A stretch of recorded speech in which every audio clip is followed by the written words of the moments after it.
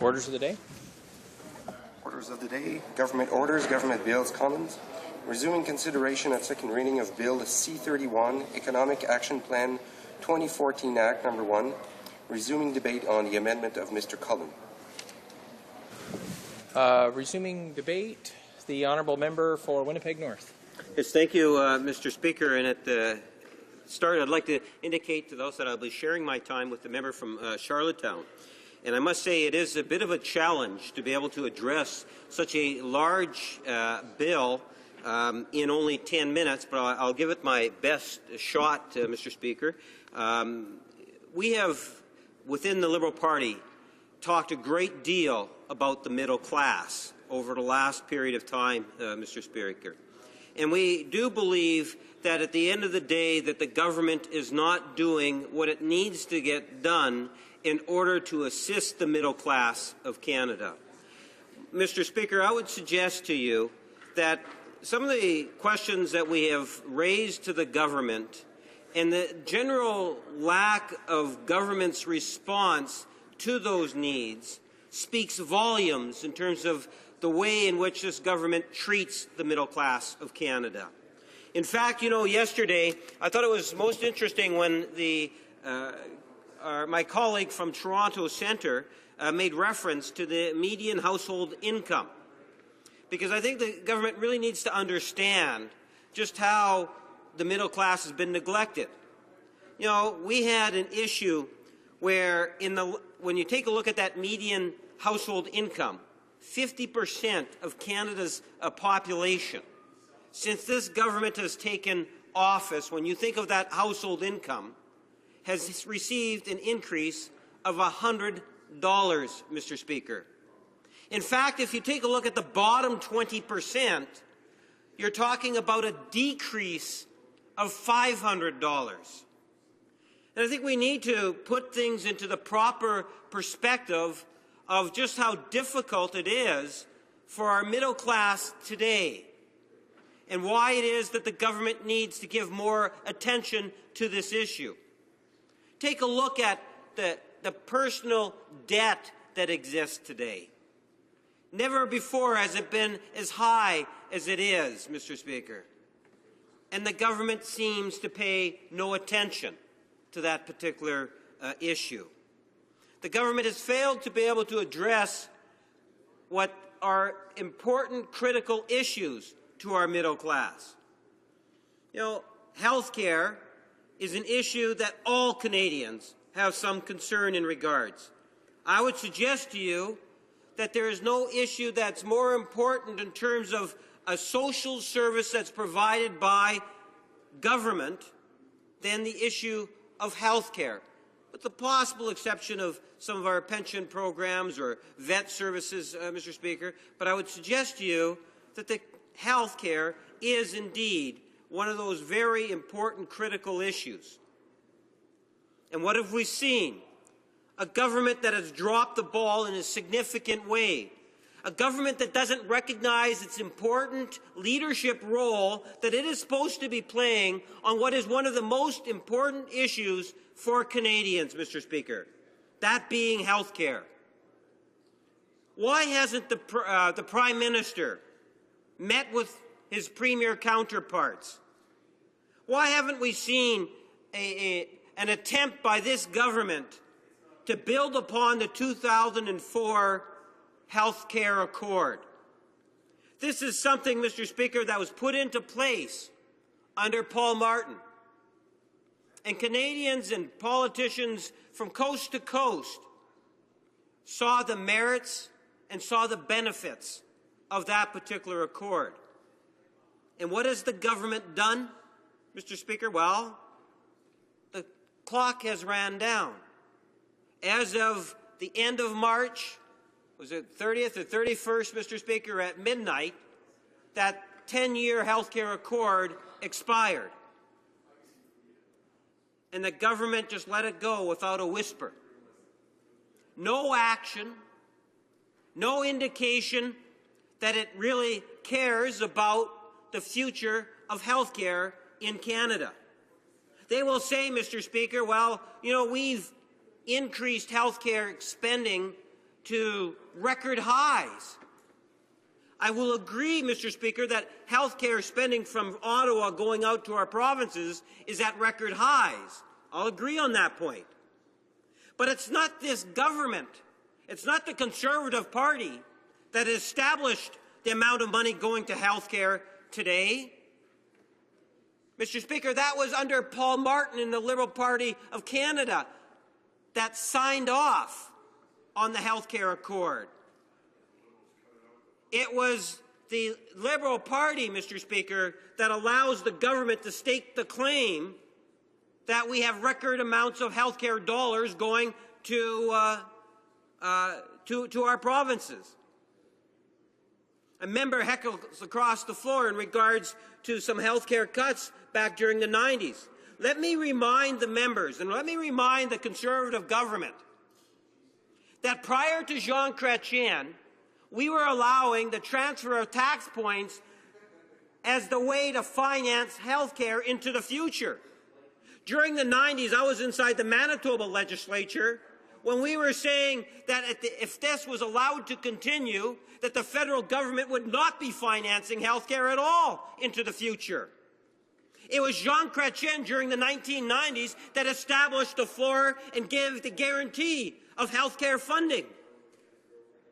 So no matter how the Conservatives try to rewrite history, whether it was Mr. Chrétien or Mr. Martin, former prime ministers, that's the reason why we have the health care cash flowing. But Canadians are saying that they want more than that, Mr. Speaker. They want to ensure that our 5 fundamental principles of the Canada Health Act are, in fact, being enforced. They recognize and they want the federal government to demonstrate leadership on the health care file. That there needs to be standards, Mr. Speaker. They're concerned about the number of doctors in our communities. They're concerned about the waiting times in our emergency wards, Mr. Speaker. This is what Canadians want the Government of Canada to show an interest in. And they have not done that, Mr. Speaker. For whatever reason, this particular Prime Minister does not believe in the health care that Canadians want, Mr. Speaker. And I find that that is most unfortunate. And we will continue to push this issue going into the future. You know, grain has been a very important issue in the last number of months, out in the prairies, Mr. Speaker, in my home province of Manitoba. I've had the opportunity to talk a lot about grain in recent months, and I do that, Mr. Speaker, because there is a crisis in our family farms in Manitoba, in fact, in our prairies, Mr. Speaker. Imagine, if you will, where you have these piles of grain in our fields. A lot of it's just covered in plastic, Mr. Speaker, and yet we have empty ships in the Pacific Ocean. The problem is that this government has failed to establish the transportation and dealing with the issues of getting that prairie grain to the Pacific Ocean. And the people that are paying the price of this, Mr. Speaker, is the prairie farmers. It's the farmers in Manitoba, Saskatchewan, and Alberta. Because the government has not recognized that it needed to take action. Yes, it has taken some, but it's fallen short, Mr. Speaker. And it's the prairie farmer that's having to pay the price. Mr. Speaker, I could have easily talked about citizenship and the backlog, the processing. It's absolutely terrible the amount of time it's taking to process citizenships. There are so many issues. You know, the crime and safety issues. The government needs to do more in regards to getting tough on the causes of crime and preventing crimes from taking place in the first place.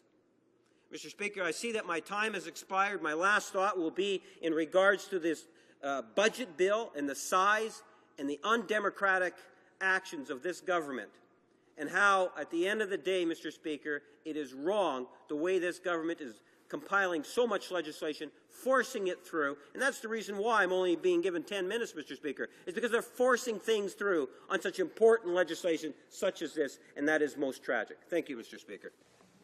Questions and comments? The honourable member from York South-Weston. Thank you, Mr. Speaker, and I listened with interest to my colleague's speech. I, too, am very dismayed that this bill is being rushed through after only 25 minutes of debate. The government gave notice to shortchange us on the amount of time we can debate it. The budget, I noticed, doesn't include very much of anything in the way of housing, and housing is of critical need in the City of Toronto and in my riding and in many places across the country. The Liberals cut federal housing supports in the 90s, and it was only after Jack Layton convinced Paul Martin to not give corporate Canada a big bonus that we got a little bit of housing money put into the budget in 2005. But this government hasn't done really anything for housing, and would the member like to comment? The honourable member for Winnipeg North. You know, Mr. Speaker, housing has always been of high interest for me personally. I believe that there's so much more that we could be doing to deal with housing programs, housing co-ops, lease programs, renovation, home renovation. You know, we have a housing stock in Canada that for many, especially within the middle class, they just don't have the resources to be able to do a lot of the type of changes that are necessary. And some of those changes, Mr. Speaker, or renovations are critical. Often we're talking about water pipes, electrical work, roof repairs, and so forth. Wonderful opportunities. If only the government would take a higher level of, or take interest in that whole area, we could be doing so much more. In regards to the member's comments, makes reference to a Liberal administration. Mr. Speaker, I was a provincial critic for housing at a time in which I was trying to beg the provincial NDP to provide more in terms of infill housing and renovation programs where they too fell short. I think you have to always put things in the perspective of time, and I believe if you take a look at the history of governance, you will see that the Liberal Party takes the backseat to no other party in terms of providing adequate housing. That's the reason why we have literally hundreds of thousands of housing units across this country, in good part because it was Liberal administrations that provided the seed money to make that happen. Questions and comments? The Honourable Minister of State. Speaker, if the member wants to refer to the creating jobs and opportunities on page 208, it it talks about how the government had played a key role in addressing recent economic downturn through the housing-related measures in the action plan of 2009, and I was parliamentary secretary at the time for human resources, so I know that the $2 billion to create a new and renovate existing social housing resulted in more than 16,500 social housing and First Nation housing projects across Canada, and $2 billion for the municipal infrastructure lending program that CMHC provided 272 low-cost loans to municipalities for house-related infrastructure projects, towns, cities, and across the country. And then it was our homeless partnering strategy in housing first that we renewed and announced in 2013. I just wanted the member to know that if he read page 208, he would see that we have addressed housing. The honourable member for Winnipeg North. Yes, thank you, Mr. Speaker. And I'm glad the member made reference to that. And I'd ask her to just reflect in terms of the issue of infrastructure when you think of numbers that are presented in this budget, because it is a very deceptive budget. And when you think in terms of the infrastructure, and let me use that as an example, Mr. Speaker. On the one hand, the government says, oh, we're doing such a wonderful job, this huge investment in infrastructure. And then they say, Mr. Speaker, well, I shouldn't say they say, I would suggest you read the budget. Inside the budget, what have they actually done with infrastructure? They've decreased it.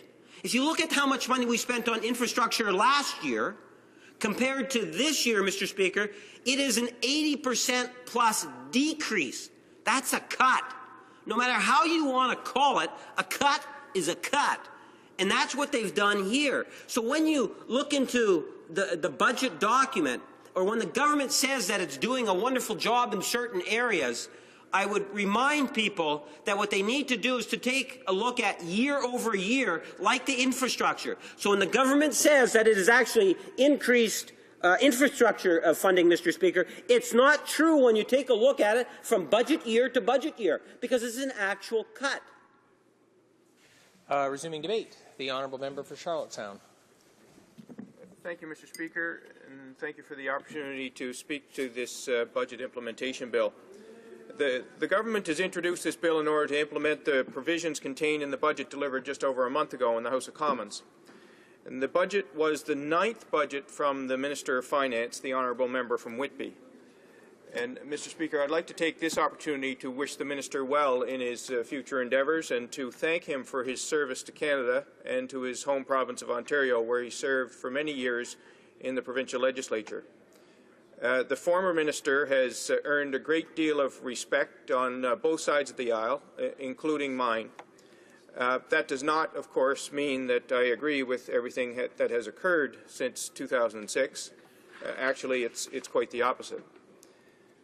Mr. Speaker, much has transpired since 2006 that has negatively impacted the Atlantic region of the country, my province of Prince Edward Island, and indeed my home city of Charlottetown, a city coined the birthplace of Confederation and the constituency for which I am immensely proud and honoured to serve. Mr. Speaker, Canada is an enormous country, and sometimes it's worth remembering just how large it is. It's home to a proud people from diverse backgrounds. We're a country of languages, of culture, and geography, but we're bound together by a common citizenship. And we have a duty to strengthen the bonds of that shared citizenship for no other reason than to enhance our sense of unity. I believe that the Canadian government has a critical role to play in this regard. When I think of citizenship, I think of rights, I think of the Charter of Rights and Freedoms, the diversity of our languages, our culture, the anthem, and yes, hockey. For those reasons, and so many others, we've managed to maintain, in difficult times and in good times, the sense of Canadian pride. I'm further reminded of this as a member of the House of Commons, where I see individuals from across the country, from all parties, all cultural and ethnic backgrounds, attempting to do their best for Canada. When I think of citizenship, I think of shared responsibility. A budget, any budget, whether it's a family budget or a federal budget, is constructed on the basis of one's means, the amount of income one has, and the obligations that we all have that require certain expenditures. A federal budget provides insight into the values of the government of the day. It certainly provides insight into their priorities. It gives insight into whether or not they seek to strengthen the spine of our citizenship. Do we craft a budget to leave out the vulnerable, to pit one region against another, to pit one Canadian against another? Or do we seek to strengthen the spine of our citizenship? The Canadian government is the only government with the obligation to act in the interests of all Canadians, and in the case of the budget, to allocate its collective resources in a way that signals that we are all equal and that we are all to be treated fairly, knowing that every region and every province has particular needs. I'm sorry to say that under this government, much of what they have done since 2006 has hurt people. Mr. Speaker, they hurt good people in my community and in my province, and much of what they have done has loosened the bonds of unity and shared citizenship. Allow me to give just a few examples of what I mean. I believe that it is the role of the Canadian government to provide services that are equal and accessible to all Canadians, regardless of where they reside. That, to me, is fundamental. I reject the notion that the role of government is to get out of the way, that there's no role in leveling the playing fields of opportunity. This idea has seeped into our national discourse over the last 8 years. I reject the notion that we are merely taxpayers and not citizens, implying that the only voices that matter are those that the Conservatives call taxpayers. Mr. Speaker, we're more than taxpayers. We're Canadians.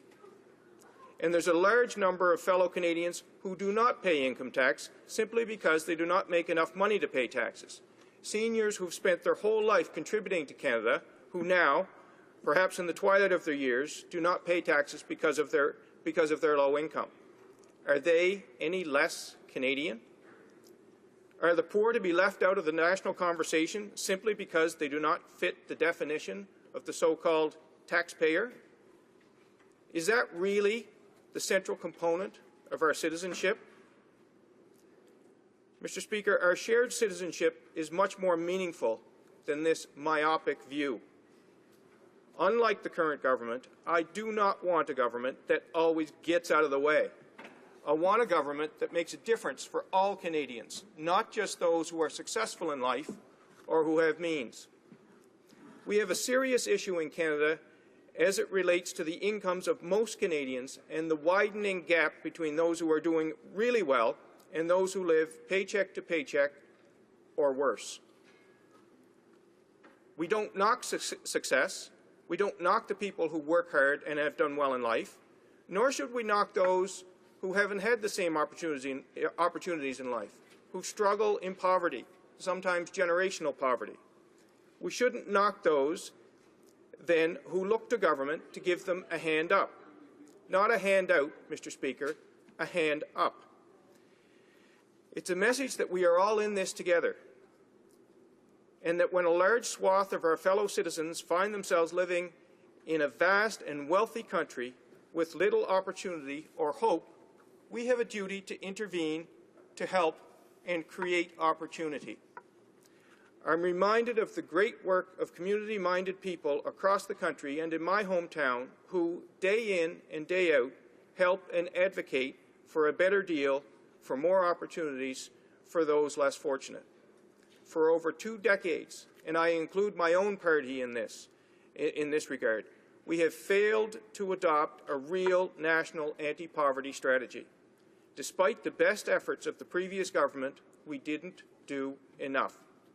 We should have a comprehensive anti-poverty strategy, but we won't under this government, for no other reason than with the wave of an imperial hand, the Prime Minister of Canada has declared that caring for the poor is a provincial responsibility. So myopic and so unwilling to take leadership to make a difference for those in need. The Conservative government has all but abandoned its role in health care in Canada. In doing so, they abdicate the Canadian government's historic role and responsibility to ensure equal and universal access to health care. And that's what I mean by shared citizenship, Mr. Speaker. The programs and the values that drives them, that strengthens our shared citizenship.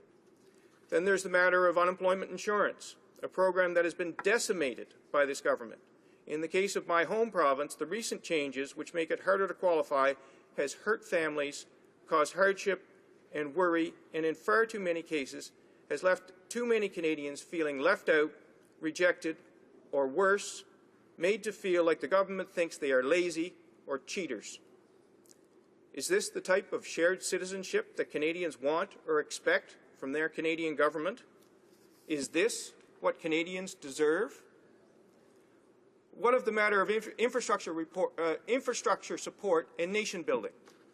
We embrace today, with a sense of reverence and sentimentality, the notion of nation building as reflected in the railroad, a railroad that linked Canadians from coast to coast to coast. When it was not possible to link on land islands like Prince Edward Island, we were linked by ferry. Or in the case of another significant investment in infrastructure, we're reminded of the Trans-Canada Highway, again, a big and ambitious endeavour that links Canadians. These great projects helped build, literally and figuratively, this country and provide, in part, that sense of shared citizenship. This government has cut its Build Canada Infrastructure Fund by 87%. It's astonishing to think that they would allow this to happen and that they would allow these cuts to occur and then cynically open the spigot for an election campaign. On Prince Edward Island, we expect that the Canada Jobs Grant will be exactly like per capita funding for health care, exactly like the civil service cutbacks.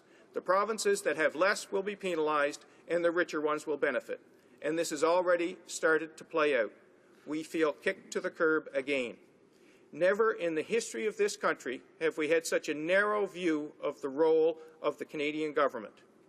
In the Conservative view, you're on your own. If you succeed, great, you're welcome.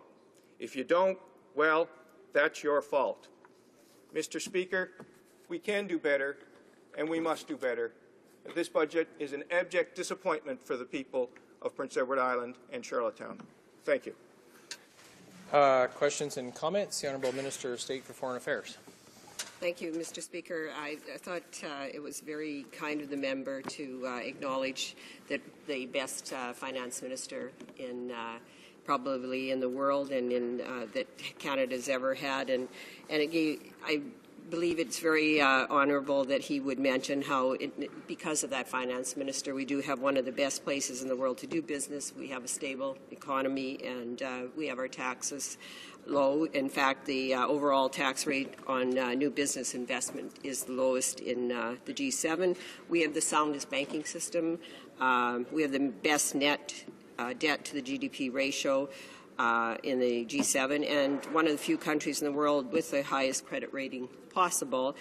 But the member fell short when he spoke about the best prime minister, or the best. Well, we have the best prime minister too, but the best finance minister. He didn't go on to. It's quite false what he said about the infrastructure. This minister and prime minister have made the gas tax now. They have made that a law that the gas tax is shared. It had never been shared before. It also goes with inflation. I would like the member to please acknowledge that. The Honourable Member for Charlottetown.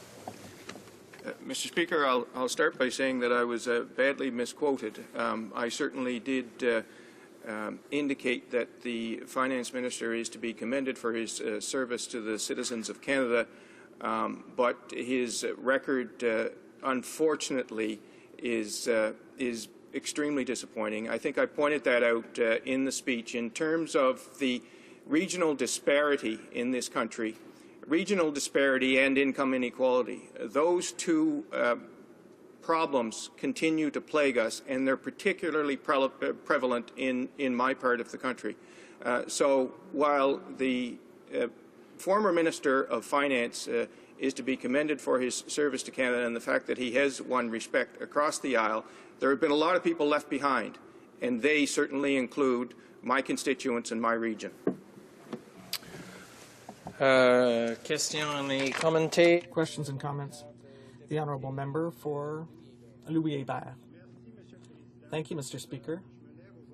I rise today to say that it's a real shame after only 25 minutes of debate, the government invoked closure on one of the most important bills of the year that we discuss every year in this House. I would like to thank my colleague for having raised certain things that are very important, including the fact that in this budget, there is no efforts made to combat poverty. And I also believe, and I would like to hear my colleague expand on this, that there's no effort being made to support public transit. And I'm especially talking about rail transport, so I'd like to hear my colleague on that. Thank you. The Honourable Member for Charlottetown.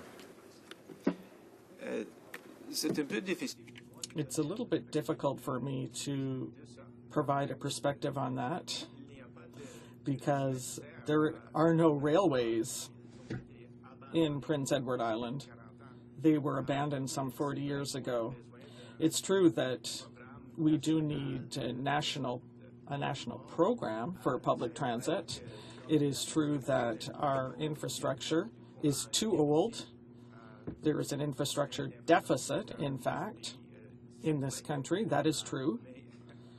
But the topic of railways is something that's an aspect of our history in Prince Edward Island, unfortunately. Resuming debate, the Honourable Member for West Vancouver, Sunshine Coast, Sea to Sky Country. Merci bien, Monsieur le Président. Thank you, Mr. Speaker.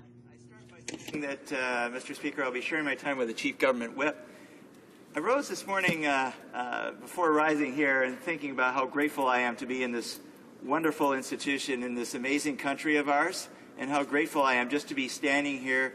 What an honor it is to represent the people of West Vancouver, Sunshine Coast, Sea to Sky Country, and to be with colleagues who champion the interests of Canadians day by day. It's also my honor to express support for a bill that keeps Canada on track, Mr. Speaker, and of course I'm speaking of Canada's Economic Action Plan 2014, tabled by our Minister of Finance. Our government has charted a course for this nation that has led us through uncharted waters, namely the fragility of the global market. Yet despite this uncertainty, there's no doubt that we've emerged triumphant as our nation's economy continues to thrive. This is not a coincidence.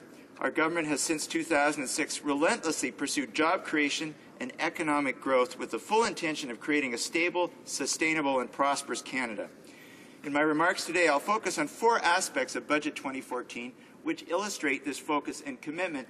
And, Mr. Speaker, I will be drawing direct ties to the people of my constituency who've brought their interest to me and to this Parliament through me. Canada's economic success manifests a vision set forth by our Prime Minister. We cannot witness the transition from a multi-billion-dollar deficit to a predicted multi-billion-dollar surplus next year without first acknowledging the efforts of this Conservative government. With the elimination of our deficit, Canadians can anticipate lower taxes, a higher standard of living, greater opportunities for job creation, and a significantly smaller financial burden on our children and grandchildren. Good. Canada has already leapt from number 6 to number 2 in Bloomberg's annual ranking of the most attractive countries for doing business in the world, just behind Hong Kong. A reduced deficit will continue to attract investment and signal our nation's stability on the global stage. Mr. Speaker, what I see in front of us is a budget that reflects the priorities of our citizens. I know for a fact that this budget addresses 4 key areas that interest my constituents and other Canadians: the environment, the economy, health and fitness, and search and rescue. I'm equally confident that it will reflect the concerns of Canadians from coast to coast. We've seen a growing number of Canadians voice their concerns regarding our environment. Today, I'm proud to tell these Canadians that their government has listened. It's my long-held belief that the economy and the environment are inherently entwined. In fact, in my speech to this House last year entitled "The Environment is the Economy," I relayed the concerns of the future of how sound society and other constituents that we must embrace the two in tandem.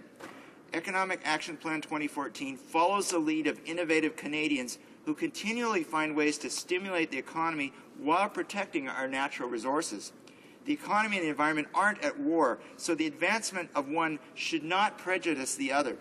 This is evident in BC, where a great number of people, including constituents of mine like Carol Ann Leishman, have expressed their concerns over proposed pipeline projects, despite their potential economic rewards. This budget will fund the National Energy Board to review pipeline projects so that Canada's economic pursuits can be reconciled with the protection of its natural resources. Our government will not commit to specific energy transportation projects, but will sustain dialogue with the aim of reconciling economic potential with environmental restraint.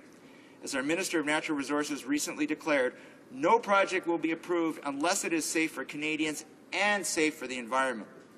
Energy exports will continue to grow and create many great jobs for Canadians, but the government remains committed to ensuring safe and responsible resource development.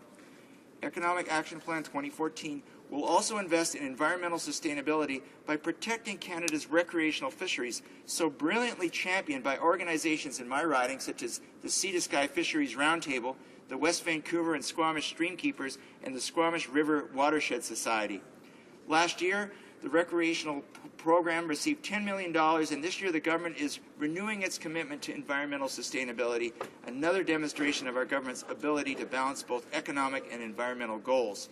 The Recreational Fisheries Conservation Partnerships program commenced last year at the urging of organizations like the ones I mentioned, and people around the country who care about the recreational fishery will grow. I congratulate the member for Dauphin Swan River Marquette for his championing of this program. This is a strong encouragement to show our government has listened to and acknowledged the voices of people who are passionate about salmon and other fisheries in BC and throughout the country. Increasing financial support for another great organization, the Pacific Salmon Foundation, responds effectively to advocacy by fellow Conservative BC members, and I'm proud to have championed the PSP cause along with them. It's another great aspect of Budget 2014. With our government's devotion to environmental sustainability in mind, Canadians can anticipate more economic progress without great cost to the environment. My constituents in Powell River and the Sunshine Coast, and the mayors who've been so powerful in advocating for new jobs like Wayne Rowe and Gibson's, John Henderson and Sechelt, and Dave Formosa in Powell River, can look forward to adding more jobs in their areas as Canada's economy continues to strengthen. Over 1 million net new jobs have been created since the recession. When compared to other G7 nations, Canada's economic performance is among the best, leading the pack in job growth. In this budget, the government has re-emphasized its desire to find employment for every Canadian and reduce job vacancies. Internationally, I commend our government for securing free trade agreements with other countries. When our government came into power, Canada had 3 established FTAs, and this number has now grown to 44, including the recent Canada-Korea trade agreement, which you've contributed to, Mr. Speaker, our nation's first official trade agreement in Asia. Under our government's leadership, Canada will continue to bolster its economy by trading with other nations in a way that is mutually beneficial. Within our borders, our government also commits to the future employment of our youth through its youth employment strategy. This program aims to provide young Canadians with real-life work experience that aligns with the evolving realities of the job market. We need to ensure that young Canadians can access employment in high-demand fields like science, technology, engineering, mathematics, and trades. The government has recognized this need and proposed a $40 million investment to support 3,000 full-time internships, particularly for small and medium-sized enterprises. Allowing our youth to gain work experience is a worthy investment and a proactive step towards reducing future unemployment and strengthening our economy. Mr. Speaker, I'm also excited to see how our government has recognized health and fitness as a priority in its 2014 Economic Action Plan, a priority which I have championed to reflect the emphasis on this area shown by my constituents in the Olympic riding. I applaud the government's initiative to increase the rate of excise duty on tobacco products as a viable method of increasing federal tax revenue.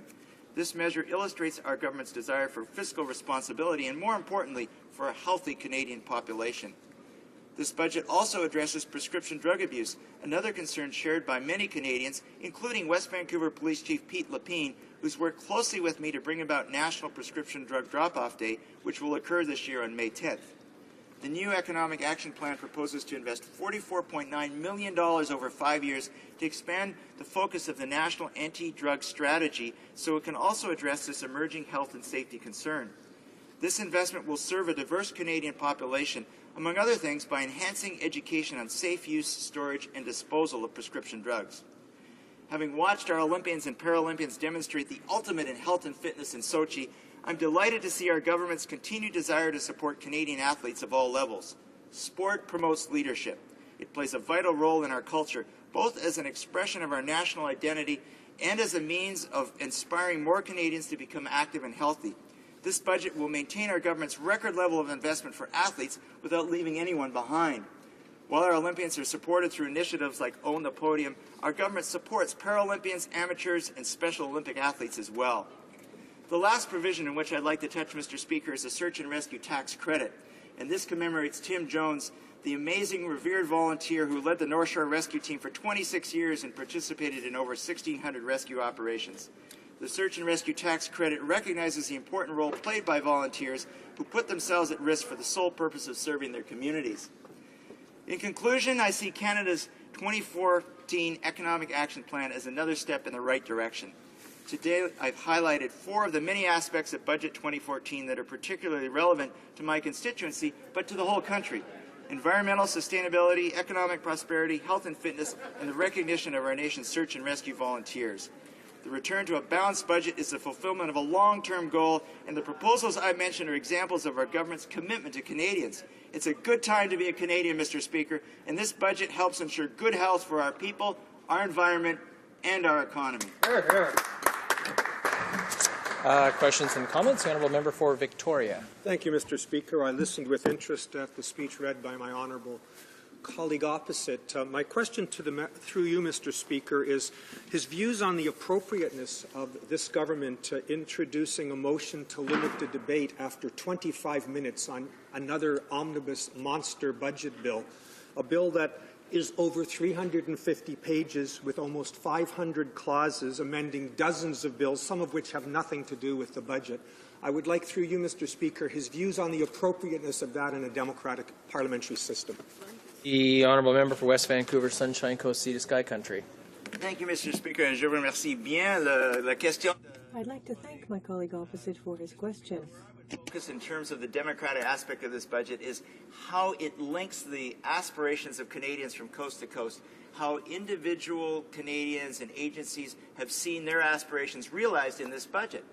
We've seen, for instance, health and fitness, something that is a concern for all Canadians. We've seen specific things that were voiced by Canadians from coast to coast and seen the fulfillment in this budget. The $44.9 million for prescription drug abuse, something that was put on the table by individual Canadians in roundtables here in Ottawa and in my constituency. The Search and Rescue Tax Credit. My colleague, who's also from British Columbia, will know that it's the search and rescue volunteers who enable people to enjoy the great outdoors of British Columbia. These are the kinds of things where Canadians rejoice to see their parliamentarians take their needs, put them into policy, take the policy, put them into law, implement that law through the budget, Mr. Speaker. Questions and comments? The Honourable Member for Langley. Thank you, Mr. Speaker. I want to thank my colleague for his excellent presentation here. As he well knows, back under a former Liberal government, health and social transfer payments were dramatically cut to the point where it really affected youth, the training, post-secondary education. And this government, I'm very proud, is really focusing on jobs and connecting and helping train our youth through universities and also through trade schools. And the Red Seal program, we're the government that's actually created over 1 million net new jobs since the depth of the recession.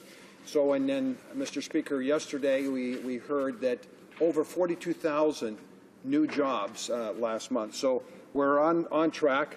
Things are fragile, but we're on track, Mr. Speaker. So I would like to ask the honourable member what he thinks about focusing on youth and helping them through creating the Canada Apprenticeship Loan to help our youth that are going to post-secondary and trade schools. What does he think about that? The Honourable Member for West Vancouver, Sunshine Coast, Sea to Sky Country. Well, Mr. Speaker, we've seen time and again how the government has supported youth. For instance, Vancouver Island University, the Powell River campus, and the riding I represent, the $40 million investment in this budget which will support 3,000 full-time internships for small and medium-sized enterprises. Mr. Speaker, this is a government that walks the talk. We talk about the amazing youth, for instance, the ones in my riding, the ones who have created Heyday, Helping Every Youth Day, which is an opportunity every year where youth come together and they bring the top volunteer organizations from around Canada and showcase them to inspire other youth. There's the MP Book Awards, something that I had the honor to initiate in my riding, which challenges our young people to show their writing skills, the leaders of tomorrow. These are young people who produce essays that address things like the economy of the day, Mr. Speaker.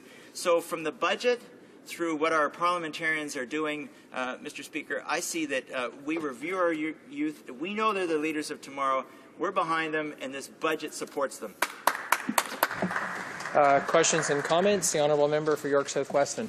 Thank you, Mr. Speaker, and I'm actually very interested in the notion of apprenticeships.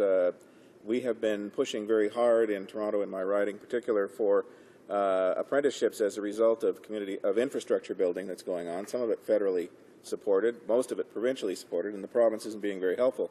I was encouraged in 2013 when Mr. Flaherty suggested that future federal infrastructure spends would actually require apprenticeships.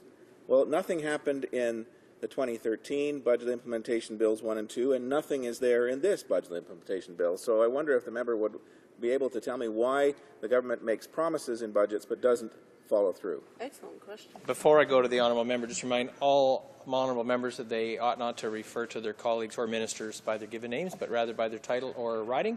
The honourable member for West Vancouver, Sunshine Coast, Sea to Sky Country. Mr. Speaker, I'm glad that my colleague raised the question because I'm sure that his intent is virtuous, but his facts are ill-informed. In fact, in this budget, we see $40 million invested in our youth. And the genius of that investment, Mr. Speaker, is that the money is to go through small and medium-sized enterprises so it can be leveraged.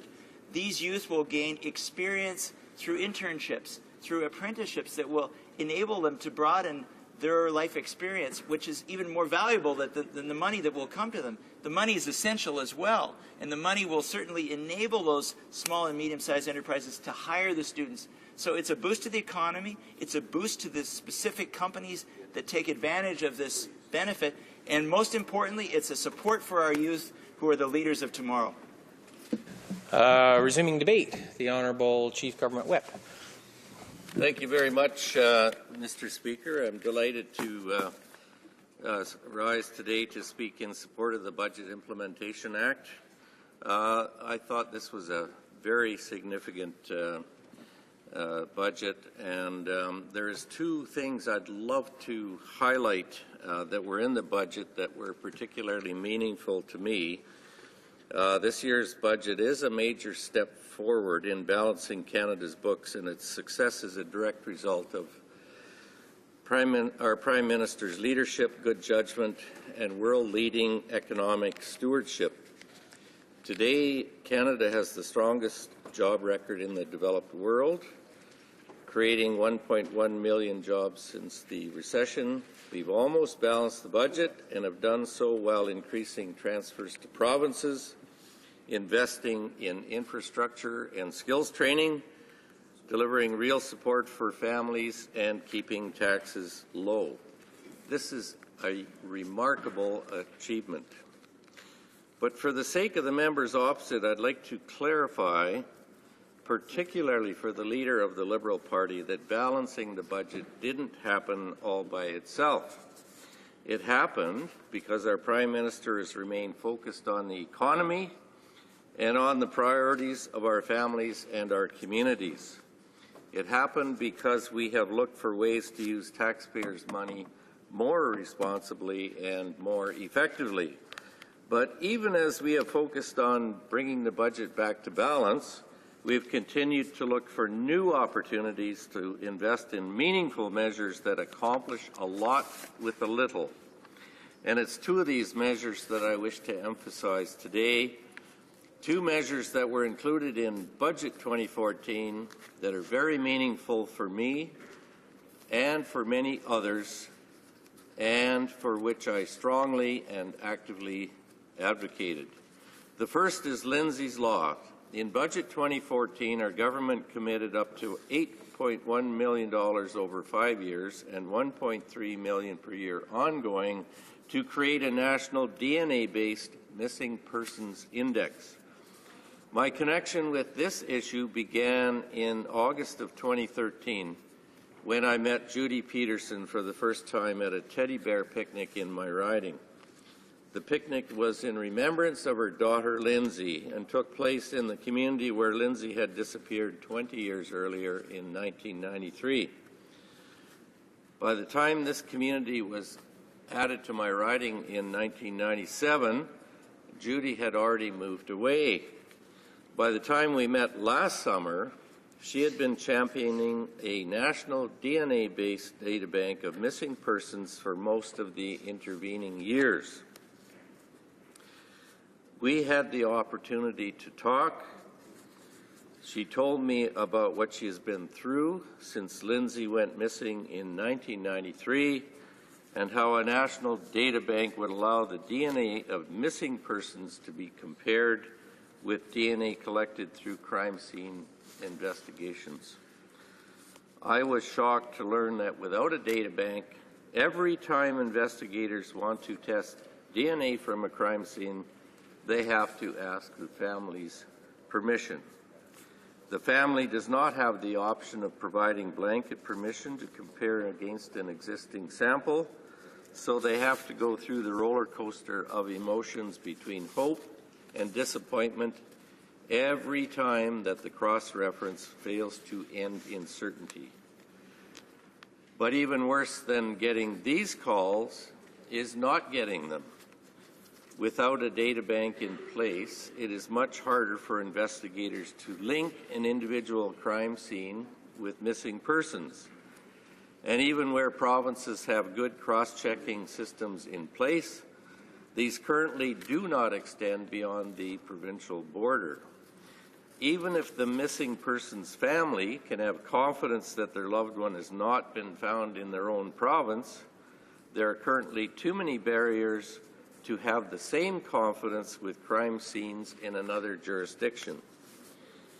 A national missing persons index will solve these problems. Investigators will automatically be able to run crime scene DNA against the missing persons index all across the country and with other jurisdictions. The families won't have to go through the pain of wondering every time a search is done. In addition, this measure will be an important tool for solving crimes related to missing persons. It was impossible not to be moved by this message, and I promised Judy that I would advocate for it in Ottawa. That job was, of course, made much easier by the fact that my colleagues quickly saw the merit in the approach and supported my efforts to move this forward. I will admit that when the budget speech was read and I saw Judy in the House of Commons gallery as the finance minister acknowledged all of the work she had done, it was the most memorable and emotional moment of my 20 years in Ottawa. There was a second item in the budget that was also meaningful to me. I was an early supporter of the idea of the volunteer firefighters tax credit and was proud when our government was able to introduce this measure. However, even from the earliest days, I believed that it should also include search and rescue volunteers.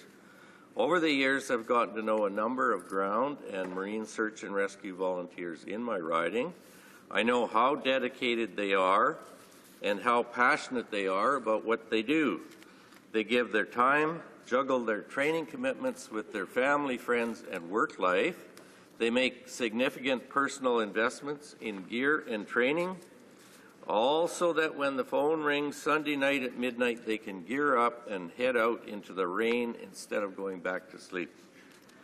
They are volunteers who will not hesitate to head into inclement weather and dangerous environments. They work in rough seas, swift water, high-angle terrain, mountains, and forests. They develop and maintain a high skill level, as well as a profound sense of professionalism that is not diminished at all by the fact that they are not paid. In early fall, 2013, I was approached by search and rescue volunteers in my riding, and they made such a strong case for recognition that I felt I had to take a more active role in promoting a search and rescue volunteer tax credit. Again, I enjoyed great support among my colleagues, and together we were able to make it happen. The search and rescue volunteer tax credit is not about paying volunteers. It is about recognizing the unique role that search and rescue volunteers, like volunteer firefighters, play in our communities and the sacrifices they make to keep us safe. I am proud of these volunteers in my riding and across Canada, and am happy to see their efforts recognized. These are two examples that are meaningful to me, but I would like to point out there are many items in the budget that are there because MPs listened to their constituents and brought their message back to Ottawa. I think it's a testament to our budget process that items highlighted in the budget speech in front of the nation can begin with a conversation, with consultation, and with thoughtfulness and compassion. For all that we do here, it's very satisfying to see the ingenuity of ordinary Canadians finds its way to the national stage, and to know, as a member of Parliament, we had an opportunity to play a small role in making important and progressive changes happen. Mr. Speaker, I notice that my time is almost up, and my speech is also complete, so thank you very much. The time for government orders has expired, so the question and comments for the Chief Government Whip will take place when this matter returns before the House. At this point, statements by members, déclaration de député, the Honourable Member for Saskatoon-Wanuskewin. Thank you, Mr. Speaker. Sexual trafficking is a global scourge, and Canada is not immune to this crisis against women. With the member from Kildonan St. Paul and Senator Jaffer, I am co-sponsoring next week the viewing of Red Light, Green Light, a documentary exploring the problem of sexual trafficking across 10 countries. Nations around the world are trying to address this scourge. The member from Kildonan St. Paul has been a leader in keeping it at the forefront of public policy in Canada. The Supreme Court of Canada recently struck down Canada's prostitution laws, so Parliament has to rewrite the law. And our government has launched online consultations with respect to Canada's prostitution laws. Red Light, Green Light is a Canadian production. It is an important tool in this battle against prostitution and sexual trafficking, as it seeks to answer the question, how can we prevent sexual exploitation before it happens in the first place? Governments and all Canadians must participate in the battle against sexual trafficking, and I urge all my colleagues to contact the office of the member from Kildonan St. Paul to confirm your attendance at the screening next Wednesday at 6 p.m. in East Block. The Honourable Member for Charlebourg-Haute-Saint-Charles. Mr. Speakers, from the beginning of the week, Canadians now have to spend $1 to send a standard letter. In addition to this incredible increase in the cost of 58%, Conservatives have supported Canada Post's decision to cut home delivery, reduce opening hours in rural post offices, and cut thousands of good jobs. This is the Conservatives at their best.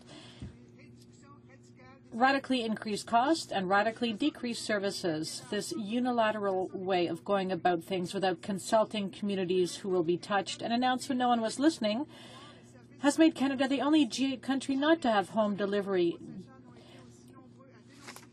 Never have there been so many citizens in my riding to denounce these drastic cuts, so I would like to add my voice to those of thousands of my constituents who are disgusted with these decisions. The NDP will continue to fight for better public access to postal services. Mr.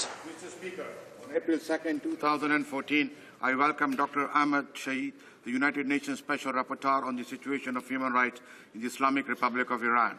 The situation of human rights in Iran has worsened, and our government is deeply concerned about the increase of executions. Many of the executions are taking place without due process and are not justified under international law. A recent case is the deeply worrying example of a 24-year-old woman who was sentenced to be executed for attacking her rapist. It is important for the victims of human right violations to know that the International Committee stands with them in solidarity and will hold Iran and its leadership to account with respect to their rights and dignity. I am proud that our government has sustained and continues to lead the United Nations resolution on human rights with respect to Iran. Dr. Shahid also thanked Canada for the continued support for human rights in Iran. Thank you, Mr. Speaker. L'honorable député de Bourassa. The honourable member for Bourassa. Mr. Speaker, today I would like to raise awareness among MPs in this chamber about sickle cell anemia. This is a blood disease which causes chronic anemia and triggers occasional episodes of pain and other health-related complications. And in Canada, about 10,000 children suffer from this hereditary disease. There is no cure for sickle cell anemia, but good medical treatment can prevent its effects.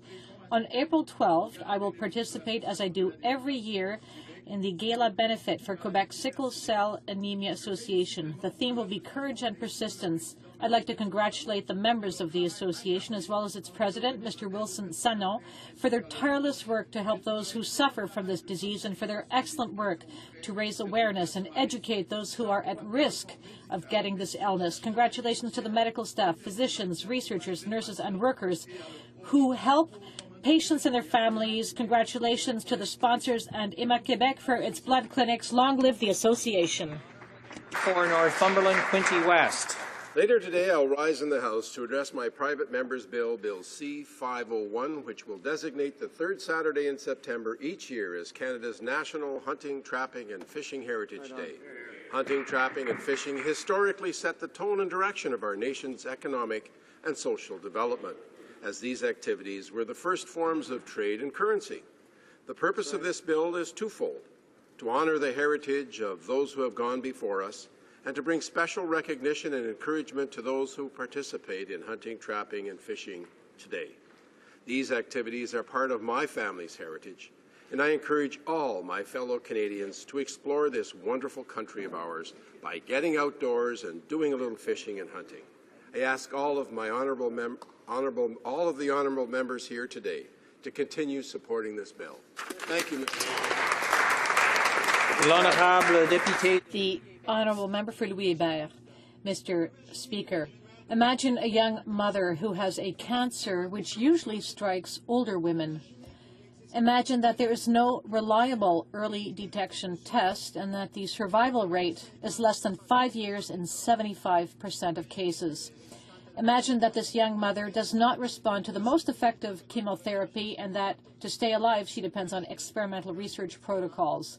Imagine that one of the drugs she takes is not covered by her insurance company and that it costs $4,000 every 3 weeks. Imagine the pressure on the family's finances. Imagine that the benefits of treatment are only temporary and that she will soon have to travel elsewhere if she wants to live longer. This is the true story of a young mother in Louis-Hébert who has ovarian cancer. What she wants is simple: to see for as long as possible her daughters grow up. We can help her if we improve our research capacity and give people physical and financial access to experimental treatment. Thank you. The honourable member for Selkirk Interlake. Mr. Speaker, despite President Rouhani's charm offensive, the Islamic Republic of Iran continues to violate human rights and persecutes political prisoners at an accelerated rate. Over 50 executions were reported in the first month of 2014. In 2013, 660 prisoners were executed in Iran, with 430 of them put to death after the June 14th election charade, often in horrific public group executions to intensify the atmosphere of terror throughout Iran. Additionally, there are recent reports Iraq is in negotiations with Iran to extradite the Mujahideen-e-Khalq, who are Iranian refugees. The MEK would become political prisoners if deported to Iran to face torture and execution by Iran's clerical regime. Finally, Ms. Rehani Jabari is at risk of imminent execution for defending herself and killing her attacker who was attempting to rape her. The regime tortured her until she confessed to the murder. This is just another example of Iran's flagrant abuse of human rights. We must not forget the daily atrocities going on inside Iran. The Iranian people deserve the dignity, respect, and freedom that they have been denied for far too long. The honourable member for Newmarket, Aurora. Mr. Speaker, Canadians have been following with great interest the events taking place in the Philippines since the devastating Typhoon Haiyan.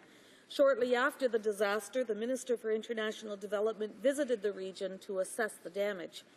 When catastrophe strikes, Canadians have always shown themselves to be extremely generous. Recognizing their willingness to help, our government acted swiftly and announced the Typhoon Haiyan Matching Fund. Yesterday, the Prime Minister announced that $85 million in eligible donations will be matched by the government. Mr. Speaker, it means clean, safe drinking water, nutritious food, warm, dry clothing, and shelter. And much of that money has already been put to use in the Philippines. Mr. Speaker, I am very proud of our government's leadership on this file, and Canadians can be proud of their response to this tragedy. L'honorable député de... The honourable member for Hull-Elmer. Mr. Speaker, Monday in this chamber, I asked the Conservative government if it intended to change its mind about cuts to the fight against homelessness. I was told that there had been no cuts. Yesterday, when I met with the minister responsible for this file, I got the same answer. There had been no cuts. And yet, in the Outaouais, the situation is very clear. Organizations have had their funding cut. In the case of Entraide Familiale Outaouais, for example, they lost over $14,000. We are told that it's just a matter of budget reallocation and that other monies will soon become available. There is no soon when it comes to homelessness, Mr. Speaker. Now is the time for people who don't have a roof over their head to get help. This is the time when community organizations which help the poorest people in the Outaouais. Now is the time these organizations are having trouble making ends meet, and now is the time that the federal government must clarify the situation and respect its commitments with regard to funding to help fight homelessness. Thank you, Mr. Speaker. For West Vancouver, Sunshine Coast, Sea to Sky Country. Mr. Speaker, it was the best of times, it was the worst of times. So wrote Charles Dickens at the beginning of his book, A Tale of Two Cities. Mr. Speaker, when it comes to the economy, it may be that the worst of times is when a leader really believes that the budget balances itself, as the Liberal leader has recently concluded. But the best of times is a country in the midst of the most ambitious trade expansion in its history. That's where we Canadians are today, Mr. Speaker. When this Conservative government came to office, Canada had only 5 concluded free trade agreements. Mr. Speaker, this government has added 38 signed or concluded agreements. 38 agreements. Wow. The results are clear. Statistics released yesterday show that Canada's overall trade balance returned in February to a surplus of $290 million. Mr. Speaker, 38 countries. This government has added free trade agreements with more countries than the Liberals have members. The honourable member for London Fanshawe. Mr. Speaker, I rise in this House today to honour a fellow Londoner whom I've known since I was 4 years old. Hank Wong is a veteran who served during World War II.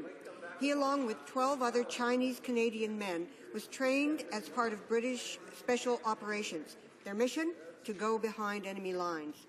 Hank is the last remaining survivor of Operation Oblivion, and his story and that of his fellow Chinese-Canadian recruits is only now being told.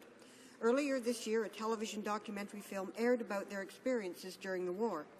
Even after Canada had stripped away their rights as citizens and essentially left them excluded from much of society, these brave men were still willing to enlist and serve the country that exposed them to racism and marginalized them.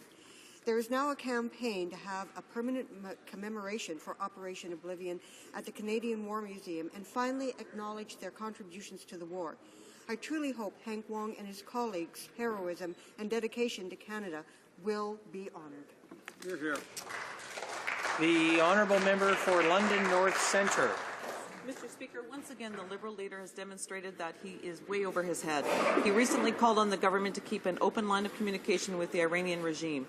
As you know, Mr. Speaker, the Iranian regime constitutes the greatest threat to global peace and security. Mr. Speaker, this is a continuance of a troubling trend that Canadians have seen from the Liberal leader. Let's examine the record. Last year, he made excuses for the Boston Marathon terrorist bombers. Last year, Trudeau said he admired China's basic dictatorship. He also joked about the crisis in Ukraine and said that the Prime Minister's recent visit to Ukraine was no more than a 3-hour photo op. Mr. Speaker, the Liberal leader doesn't have the experience, substance, or judgment to lead Canada in uncertain and challenging times. Thank you. The honourable member for Ottawa-Vanier.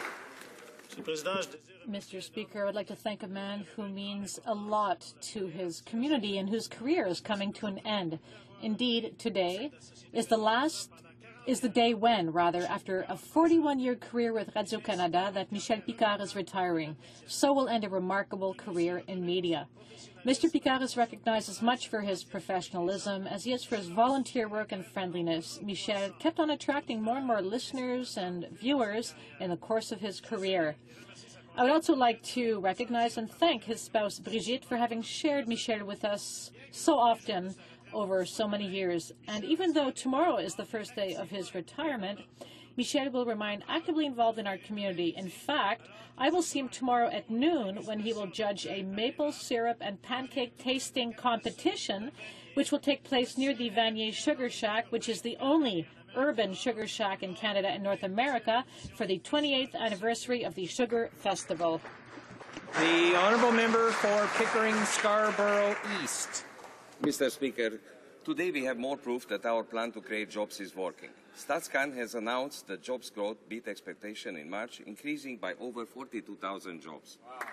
Indeed, under the strong leadership of the Prime Minister, Canada has created over 1 million net new jobs since the depth of the recession.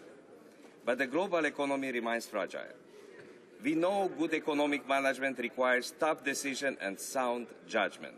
Unfortunately, the Liberal leader consistently displays a total lack of judgment. While collecting his taxpayer-funded salary, he also padded his personal wealth by ripping off charities with excessive speaking fees. With judgment like that, it is no wonder he thinks that budgets magically balance themselves and has no plan for the economy. Despite the Liberal leader, our government remained focused on balancing the budget, keeping taxes low, and creating jobs for all Canadians. L'honorable député. The honourable member for Marc-Aurèle Fortin. Mr. Speaker, the minister in charge of the Unfair Election Act is stubbornly misinterpreting the Neufeld report. Even when Mr. Neufeld tried to set the record straight, he turned a deaf ear to the concerns of the CEO. He defended the inventions of his colleague from Mississauga, Streetsville, even when it became clear that the pseudo-fraud he was talking about came straight out of his wild imagination. He also did nothing when everybody pointed out that the new bill will do nothing to stop conservative robocalls or to help investigate these calls. He proved once again that as long as a criminal has a Conservative Party membership card, he'll get off scot-free. Mr. Speaker, it is not surprising that a bill based on a comedy show has become a running gag. It is high time for the minister to stop acting like a clown and to start acting seriously. Thank you. The honourable member for Cumberland, Colchester, Musquodoboit Valley. Well, Mr. Speaker, in an interview with a Toronto Farsi language media outlet, the leader of the Liberal Party called on Canada to take a more balanced approach to the Middle East. So what balance would he be talking about? Balanced by joining the hordes who condemn Israel for the sake of anti-Zionism, rather than standing up for the only liberal democracy in the Middle East? Balanced in approaching Hamas because somehow a murderous terrorist entity bent on the destruction of Israel will respond to a kinder, gentler approach? Balanced by joking about Crimea in the midst of an invasion which destabilized global peace and security? Balanced by emphasizing with the Boston Marathon bombers, Mr. Speaker? Or balanced by believing that the Iranian Supreme Leader has somehow magically become a moderate? Has he forgotten that the government of Iran has murdered more, not less, political prisoners since Rouhani was installed as president? Mr. Speaker, clearly the Liberal leader is in over his head. Time for member statements has expired. Question orale, oral questions. The honourable member for Burnaby, New Westminster. Sheila Fraser didn't pull punches when she was investigating Liberal corruption during the sponsorship scandal. She's a Canadian hero, and she's been clear on the Conservatives' Unfair Elections Act. She calls it an attack on democracy. Now, she's particularly troubled by limitations imposed on the Chief Electoral Officer's independence. Quote, independent officers of Parliament and the government is now restricting what they can say. It's just so inappropriate, unquote. Does the minister finally understand his changes are inappropriate and unfair, and will he withdraw his attack on democracy? The Honourable Minister of State for Democratic Reform. Mr. Speaker, we already knew Elections Canada's position on this. We just disagree with it. Elections Canada and the government disagree on the view that Canadians should present ID when they vote. And I think the everyday Canadian voter has no problem presenting that ID. It is a reasonable position. It is common sense, and the Canadian people support it. Thank you. The honourable member for Burnaby Westminster. The minister should stop attacking Sheila Fraser and chief electoral officers from across the country and witnesses as well. And he should start listening to Canadians, Mr. Speaker. Now, the minister has been answering questions about Sheila Fraser's stinging criticism by attacking this trusted public figure. We're seeing this again now. He's trying to demonize Elections Canada and attack the credibility of Sheila Fraser. Now, Sheila Fraser deserves our country's thanks. She stood up against Liberal corruption, and she's getting shameful treatment by the Conservatives. Will the minister now stand up and apologize to Sheila Fraser for his inappropriate comments? The Honourable Minister of State. Speaker, it is entirely appropriate for an elected government to, based on reason and common sense, disagree with Elections Canada. Elections Canada serves Parliament, not the other way around. That's the way it works in a democracy. Elected officials listen to the views of all Canadians and then make decisions in their interest. That's what we've done with the Fair Elections Act. It's based on common sense, it's reason, and the Canadian people support it. The honourable member for Burnaby New Westminster. The former Auditor General of Canada, Sheila Fraser, who exposed the Liberal sponsorship scandal, says that C-23 is an attack on Canadian democracy. Now, when it came time to bash the Liberals, and rightly so, the current Minister of Democratic Reform used the name of the former Auditor General 65 times in this House. But today in this House, he's pretending that she doesn't exist anymore. Will the minister listen to Sheila Fraser and withdraw his bill? The Honourable Minister of State. We have already listened to Elections Canada, but we don't agree with their proposals. When Elections Canada says that people should be able to vote without ID, we don't agree with that.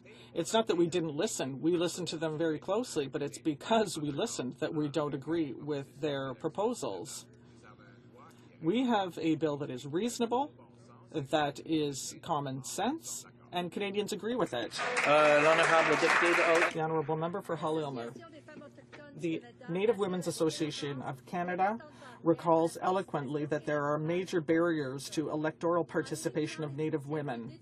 By eliminating the outreach and education initiatives of Elections Canada, C-23 will exclude even more Aboriginal women who are already distrustful of our electoral system and of this government that does not listen to their needs. The government should withdraw its bill and go back to the drawing board. Will it do so? Honourable Minister of State. Mr. Speaker, the education function and the advertising function of Elections Canada is not being eliminated. It's being focused on its real purpose, and that is to inform Canadians of the basic information about voting. For example, I think it is a terrible failure of the election agency that it failed to inform 3/4 of Aboriginal youth that they can vote early.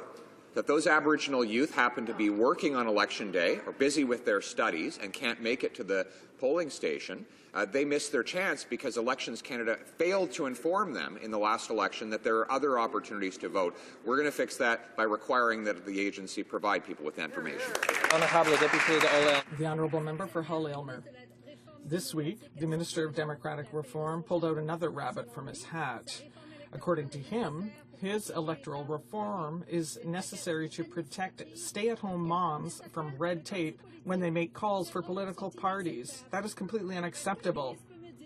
Can the minister tell me where he found one single stay-at-home mom who is worried about the administrative burden on operators of call centres, on Infoman? The Honourable Minister of State. Mr. Speaker, what the NDP is proposing is that if a volunteer making phone calls from their home or from a local community campaign office to a group of other volunteers to organize putting up lawn signs or some other local campaign initiative, that they would first have to fill out a full registration with a national telecommunications regulator.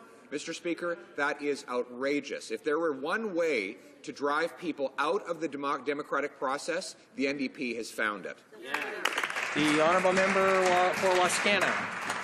Mr. Speaker, after 2 months of denial, the infrastructure minister is starting to fess up. In his last answer in the House about the Building Canada Fund, he finally admitted that it has in fact been chopped from $1.6 billion down to just $210 million. That's an 87% reduction. This is the major fund for big municipal projects, just $210 million for the whole country. What portion of that small amount will be available for infrastructure in places like Fort McMurray and Wood Buffalo Regional Municipality? Precisely how much for them? The Honourable Minister of Infrastructure. Mr. Speaker, that statement is completely false. The infrastructure plan, it has a number of elements, and he is just talking about one of them in order to portray a good image, but he's wrong. Mr. Speaker, the municipalities of Canada can already benefit on the gas tax, benefit from the gas tax fund. That's over $2 million a year. We have indexed it, we've made it permanent, and they will never do that. Honourable member for Wascana. Well, he should check his own budget at page 178. Cutting this fund by 87% makes no sense. The Finance Department itself says infrastructure funding is the most cost-effective way to drive future growth. Investments now capture low interest rates and transform that value into long-term capital assets. But the vast majority of the Build Canada Fund is postponed. 3/4 of it won't happen until after 2019.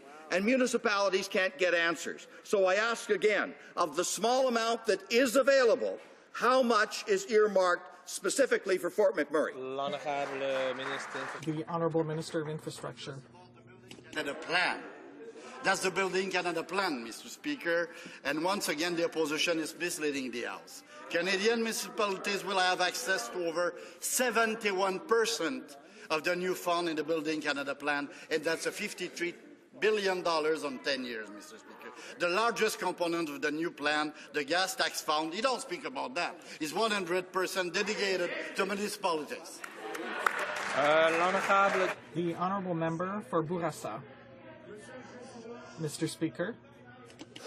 Monsieur le Président. Mr. Speaker, after having denied reality for 2 months, the minister responsible for infrastructure is finally acknowledging the facts. In his last response concerning the Building Canada Fund, he did finally admit that the fund had been cut by 87%. $210 million is all he's devoting to the entire country. What proportion of this amount will be available for infrastructure needs in Montreal and Quebec City? How much precisely, Mr. Speaker? The Honourable Minister. Mr. Speaker, this member can fabricate all the stories he wants, but he's wrong. Never in the history of this country has an infrastructure plan been so comprehensive, and that's the one that we have just tabled.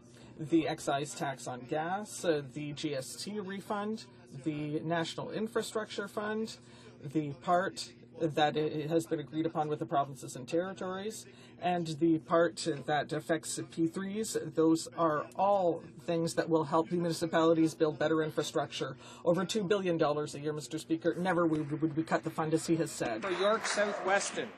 Mr. Speaker, when rail companies started to run trains with only a single operator, they did so without approval from Transport Canada because they didn't need any approval. Companies make their own rules and simply give Transport Canada a heads up afterwards. In the aftermath of Lac-Mégantic, when a train run by a single operator derailed and exploded, killing 47 people, it's obvious to everyone our rail safety system is broken. Why won't the minister admit it and fix it? The Honourable Parliamentary Secretary to the Ministry of Transport. Contrary, Mr. Speaker, if the member will know that the minister issued a protective direction after the tragedy in Lac-Mégantic, doing exactly that, ensuring that there were two-person crews for trains carrying transportation of dangerous goods, Mr. Speaker. Those rules are now permanent, Mr. Speaker, and the member should support that. The Honourable Member for York South-Weston. Thus proving the system didn't work, Mr. Speaker. It's not just New Democrats asking the government to act on rail safety. Rail companies themselves are now saying that if the government doesn't act now and eliminate the use of the unsafe .111 rail cars, there's no telling when they'll be replaced. The minister appears to be more concerned about the strain it will place on the manufacturers. Mr. Speaker, this is about the safety of families who live near the tracks. Where is the minister's concern for them? When will she act? The Honourable Parliament Secretary. Speaker, obviously we commend CN and CP for taking action on, I think it's about 300 of the .111 cars. As for the remaining 90,000 or so that are out there, newer .111s, the member will know, are already being built to higher standards. But on the phase-out of the older .111s, we are working not only with stakeholders here in Canada, but with our U.S. counterparts to ensure that we have a comprehensive solution to that. And as the Minister has said, some of the long-range timelines that have been floated out there are simply not acceptable. We will find the right solution. The Honourable Member for Alfred Pellant.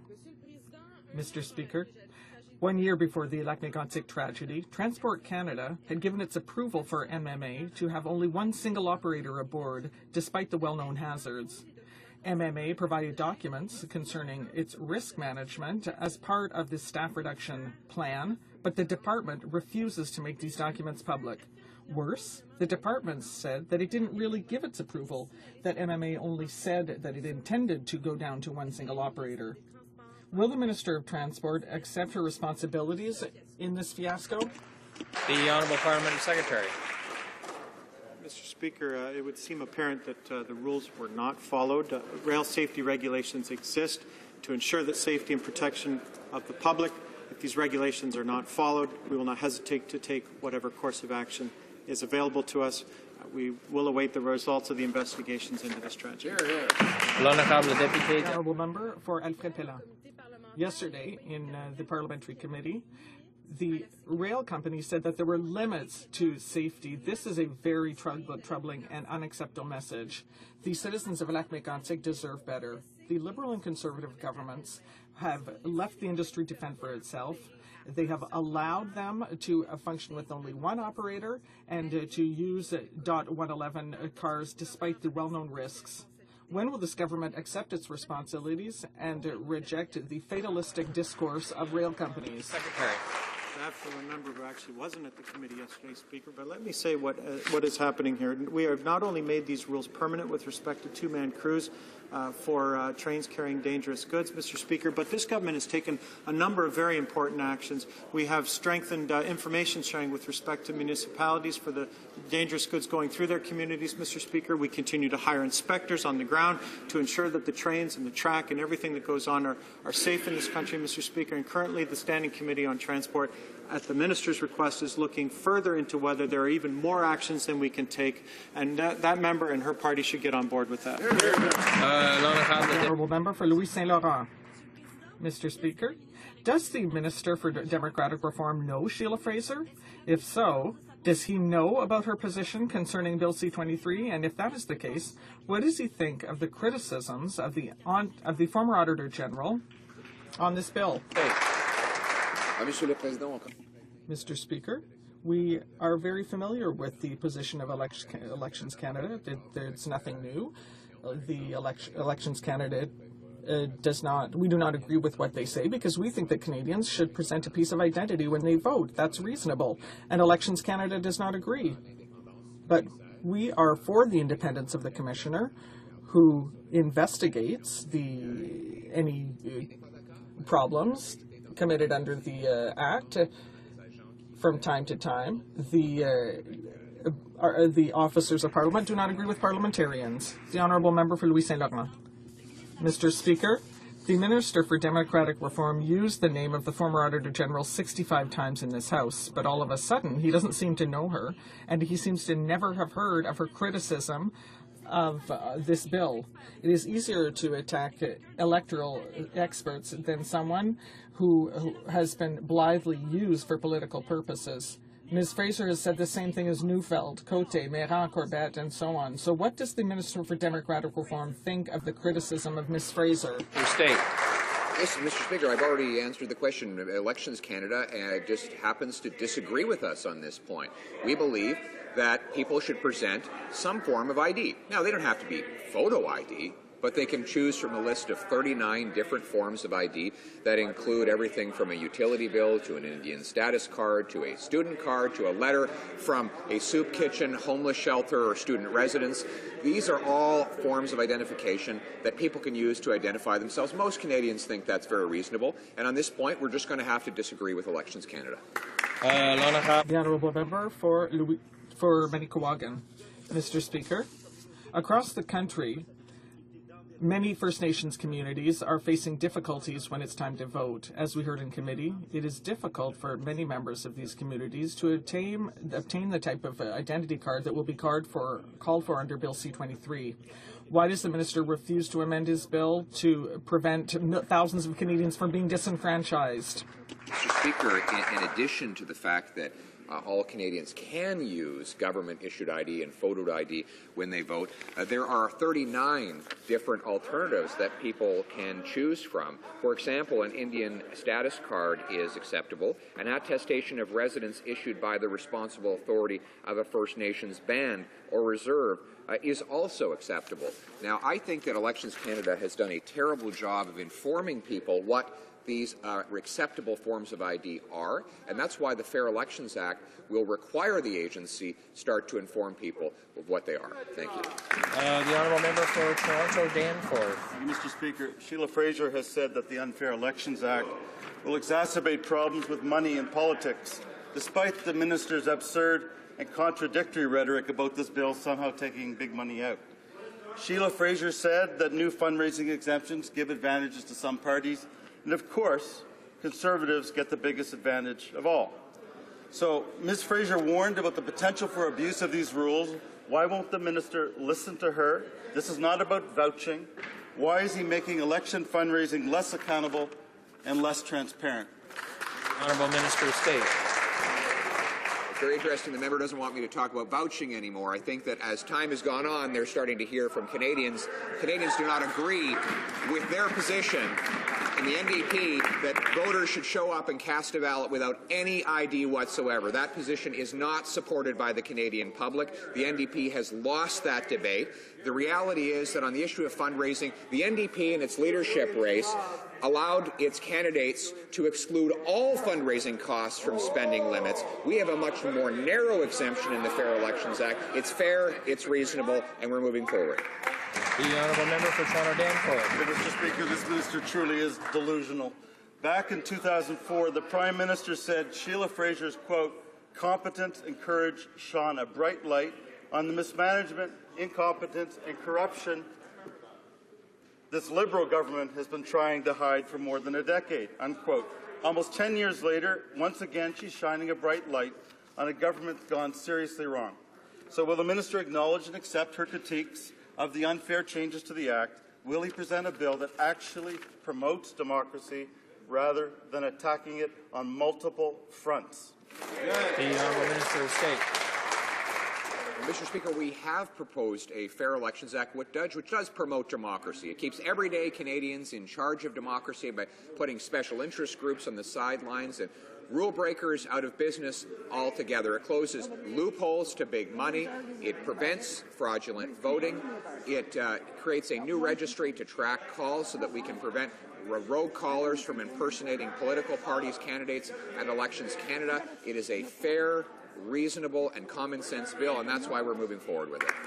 The honourable member for Winnipeg North. Mr. Speaker, except for our railways, every witness, I repeat, every witness that appeared before the Agricultural Committee on grain transport bill said that amendments are necessary to make service contracts mandatory, to better define what service means, to provide an objective way to measure performance, and to make penalties reciprocal. Is the government prepared to accept amendments along these lines, or will the power continue to be concentrated in the hands of the railway duopoly? The Honourable Parliamentary Secretary Minister of Agriculture. Speaker, the Fair Rail for Grain Farmers Act is good legislation, and it's decisive legislation to help with the challenges facing the supply management sector. Mr. Speaker, I would ask this member to support this legislation. Now, he asked about amendments. Mr. Speaker, allow the committee to do its work. Members of the committee heard from witnesses this week, actually. They have not seen any amendments yet, so allow the committee members to review the amendments that are proposed and to do their work. Thank you, Mr. Speaker. The honourable member for St. Paul's. Mr. Speaker, on the eve of National Victims of Crime Awareness Week, it is time to highlight the problem and shine a light on the victims who have been left behind by the Conservatives' agenda. Will the minister meet next week with members of Aboriginal families who have lost their wives, their mothers, and their daughters to violence, to hear their moving stories and their calls for justice? The Honourable Minister of Justice. Mr. Speaker, the reality is that the time for talk is long past. As a government, we've made significant investments, including recent investments in the budget, providing renewed funding for the Aboriginal Justice Strategy. Millions of dollars, Mr. Speaker, that are flowing directly to programs that assist women and girls on reserve. We, of course, made it a priority as a government to ensure that matrimonial property rights applied to women on reserve, opposed by members of the opposition. And so we will continue with community programs, with tougher justice initiatives that hold offenders accountable, Mr. Speaker. This is real action, as opposed to the talk offered by the member opposite. The honourable member for St. Paul's.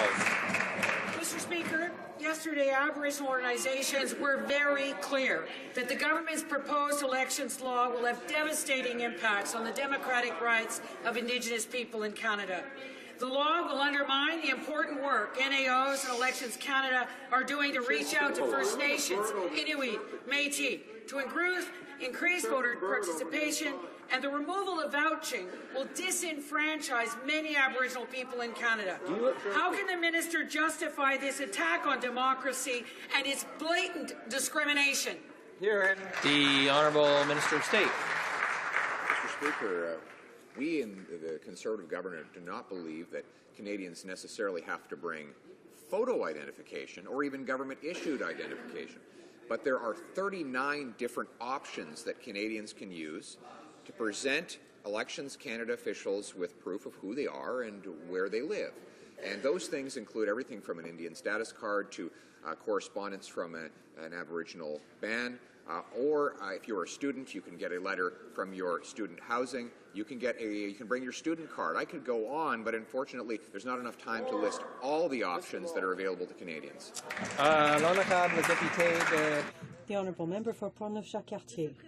Mr. Speaker, an Internal Service Office shows that Canadian forces do not have the equipment they need to conduct search and rescue missions without failing.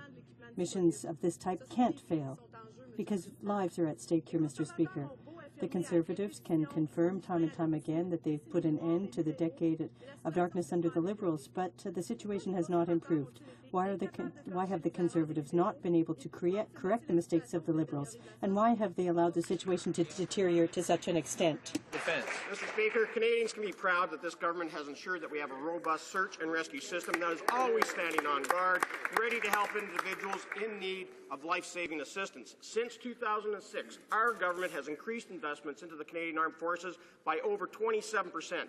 As the Chief of Defence Staff said in the same report, and I quote, "The Canadian Armed Forces are currently resourced and able to deliver on its assigned tasks within the federal search and rescue mandate. That being said, search and rescue remains a top priority for this government, and we're always exploring ways to improve our capabilities and equipment to provide the best possible search and rescue services to Canadians in times of need." The Honourable Member for London Fanshawe. Mr. Speaker, a year ago, the Auditor General delivered a stark warning.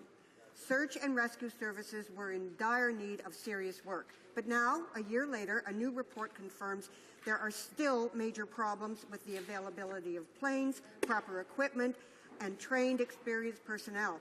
Mr. Speaker, this is about saving lives. What is the minister doing to immediately and urgently correct these dangerous deficiencies? The Honourable Parliamentary Secretary. First of all, Mr. Speaker, as the report said, that we are resourced, we are capable, and we are delivering search and rescue services across this country. And we do take this as a responsibility that is paramount to the services provided by the Canadian Armed Forces. And we should remind all members that search and rescue is a shared responsibility that includes several federal departments, the Canadian Armed Forces, the Canadian Coast Guard, it includes provinces, the territories, municipalities, and thousands of volunteers across this country. Now, we did create a quadrennial review for search and rescue practices to enhance the integration and alignment of our search and rescue partners. We expanded the search and rescue posture shifts to maintain flexibility for seasons. Order. The honourable member for London Fanshawe. Well, thank you, Mr. Speaker. And instead of passing the buck, let's see if we can get a real answer to this question. Caring for our veterans is a responsibility that we all share, but apparently some Conservative MPs don't agree. Senator Romeo Dallaire said he's heard some of them complaining about money spent on veterans. These comments would be shocking were it not for the fact that Conservatives have an abysmal record when it comes to veterans issues. Why do the Conservatives think that lip service is the only service that our veterans deserve? The Honourable Parliamentary Secretary for Veterans Affairs. Thank you, Mr. Speaker. Mr. Speaker, there has been no other government in the history of our great nation that has done more for Canada's veterans than this government under the leadership of our Prime Minister, Mr. Speaker. Mr. Speaker, we have invested almost $5 billion in additional funding since coming to office since 2006. I would like to ask the opposition parties, why is it that they have voted against every single initiative that we have brought forward, Mr. Speaker? It's about time that they should stop playing politics with our veterans and get on board. The Honourable Member for Pont-Neuf-Jacques-Cartier. Yesterday, the husband of late Corporal Leona McEachern launched a serious warning to Conservatives who would turn their backs on veterans. He revealed that his wife had received no help from any specialists to deal with post-traumatic stress disorder, and she had to fight with Veterans Affairs to get help. This is a tragic story, but unfortunately it's not an isolated incident. When will the minister stop attacking veterans and start offering them the services that they need? The Honourable Parliamentary Secretary Minister for National Defence. Well, first of all, Mr. Speaker, our thoughts and prayers continue to be with the McEachern family. And our government takes this issue of member suicide very, very seriously. In fact, no government has done more than when it comes to the care of our ill and injured men and women in uniform. We've increased our annual health care expenditures by over $100 million to a total of $420 million each and every year. Today, the Canadian Armed Forces have nearly 400 full-time mental health professionals, and we're working to hire even more. Our men and women can be rest assured that this government will continue to make the well-being of our men and women in uniform a priority that I'm proud of. The Honourable Member for Langley. Mr. Speaker, my constituents are increasingly concerned about what they see as an imbalance in Canada's justice system. There are far too many examples of offenders receiving light sentences and of victims being ignored. Yesterday, the Prime Minister introduced the Canadian Victims' Bill of Rights. This historic legislation came as a result of extensive consultation process. Could the Minister of Justice please inform this House about who was consulted and what he heard that led to these important and much-needed reforms? The Honourable Minister of Justice. Thank the member from Langley for championing this cause. He's correct. Yesterday was a historic day in Canada, Mr. Speaker. For the first time ever, victims of crime will have their own rights entrenched in a single law at the federal level. We consulted broadly every province and territory. We certainly heard directly from many stakeholders, including victims themselves, the advocacy organizations, criminal justice professionals, legal experts, and provincial and territorial officials. Many shared touching stories of re-victimization and injustice. And, Mr. Speaker, this is why we have informed the country that the drafting of the Canadian Bill of Rights is now complete. I know opposition parties are struggling to find fault, and, Mr. Speaker, I encourage them to set their ideology aside and support this important initiative. The Honourable Member for Berthier-Masquet-Angers. Thank you, Mr. Speaker. 20 million tonnes of grain from the West has not been used. Inventory at the Port of Vancouver is at a historically low level. More than $8 billion in potential sales have been lost, and the situation will get worse. $140 million going up in smoke each week. because of the crisis in grain transportation? When will the Conservatives stop being led around by the end of the nose by railway companies, and when will they start listening to and defending farmers? Secretary. I invite this member to follow what's actually happening here in Parliament. Just last week, our government put forward a bill, C-30, which is the Fair Rail for Grain Farmers Act. Mr. Speaker, it obligates the rail companies to move 1 million metric tons of grain a week to help clear the logistic backlog with respect to grain. It also increases supply chain transparency.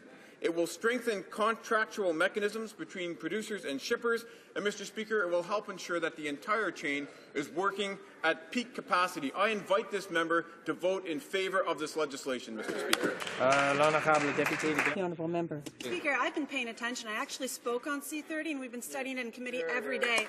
So I really hope that finally, I want to know when the Conservatives will stop taking these farmers for granted and actually take action. The minister knows full well that increased interswitching limits doesn't compensate farmers, and this C-30 is not a long-term solution. These changes will cost rail companies more, and these higher costs will be passed on to farmers. So while a few grain companies will fight over the profits, it's farmers that are paying more. Mr. Speaker, will the minister accept our constructive amendments at committee? The Honourable Parliament Secretary. Thank you very much, Mr. Speaker. Just listening to that last question, I had a hard time determining whether she's on the side of the railroads or whether she's on the side of the farmers. Mr. Speaker, this government wants to fix the transportation problems related to grain, and that's why this bill is in front of Parliament. With respect to amendments, Mr. Speaker, I would ask this member to respect the work of committee. Committee members have not even seen the amendments that may have been submitted, and the committee will be doing this work next week. But one thing I can say, Mr. Speaker, the committee heard from witnesses this past week, and the vast majority of witnesses that came in front of the committee strongly supported this legislation. I ask this member to do the same. The honourable member for Charlebourg-Côte-Nord. Mr. Speaker, people in my riding don't understand the Conservatives' decisions. They allowed Canada Post to cut thousands of jobs, slap a 58% tax on stamps, and to put an end to home mail delivery. The Conservatives are allowing senior executives at Canada Post to pocket $20 million, and at the same time, they're cutting services to Canadians. Do the Conservatives think that a strategy like that is going to help relaunch services at Canada Post? Parliamentary Secretary of Transport. Mr. Speaker, both the New Democrats and the Liberals, they're the only ones in this House who think that Canada Post is not facing a crisis. They've said that on the record, Mr. Speaker, and they can't be more wrong. In fact, in 2012, Canada Post delivered 1 billion fewer addressed letter mail pieces than they did in 2006. That number is plummeting, Mr. Speaker, and they're projected to run deficits of nearly $1 billion just 6 years from now, Mr. Speaker. They want Canada Post to do nothing. We at least support them. Order. L'honorable député. The honourable member for Verchères des Patriotes. While senior executives at Canada Post are pocketing $20 million in salaries, Conservatives have slapped a 58% tax, a drastic increase on stamps, and that is not in keeping with the normal rates of inflation. I'm concerned about Canada's most needy people who don't have internet and have to send their CVs out by mail. Why is the minister passing these costs on to Canada's most needy people who are looking for a job? Speaker, the minister is doing no such thing. The member should know that Canada Post is an independent, arm's-length Crown Corporation. It's responsible for its own operational decisions. It has, in response to the drastic or plummeting levels of letter mail volumes in this country, responded with a 5-point plan. Yes, the increase in a stamp is part of the 5-point plan, but that is their decision. We support that they're doing something about this problem, Mr. Speaker. It's only the opposition who think there's no crisis at Canada Post. The honourable member for Charlottetown. Mr. Speaker, the Commissioner of Elections has asked for the power to compel witness testimony during an investigation. It's the same power that the Director of Competitions has in investigating deceptive telemarketing and price fixing. We believe that rigging an election is more, not less serious than price fixing. Does the Minister agree? And if so, will he amend the Act to give the Commissioner the power he seeks? The Honourable Minister of State. Mr. Speaker, the CEO of Elections Canada is obviously seeking more powers for his agency. That's not surprising, nor is it new. But the reality is that the agency already has all the same investigative powers of a police agency.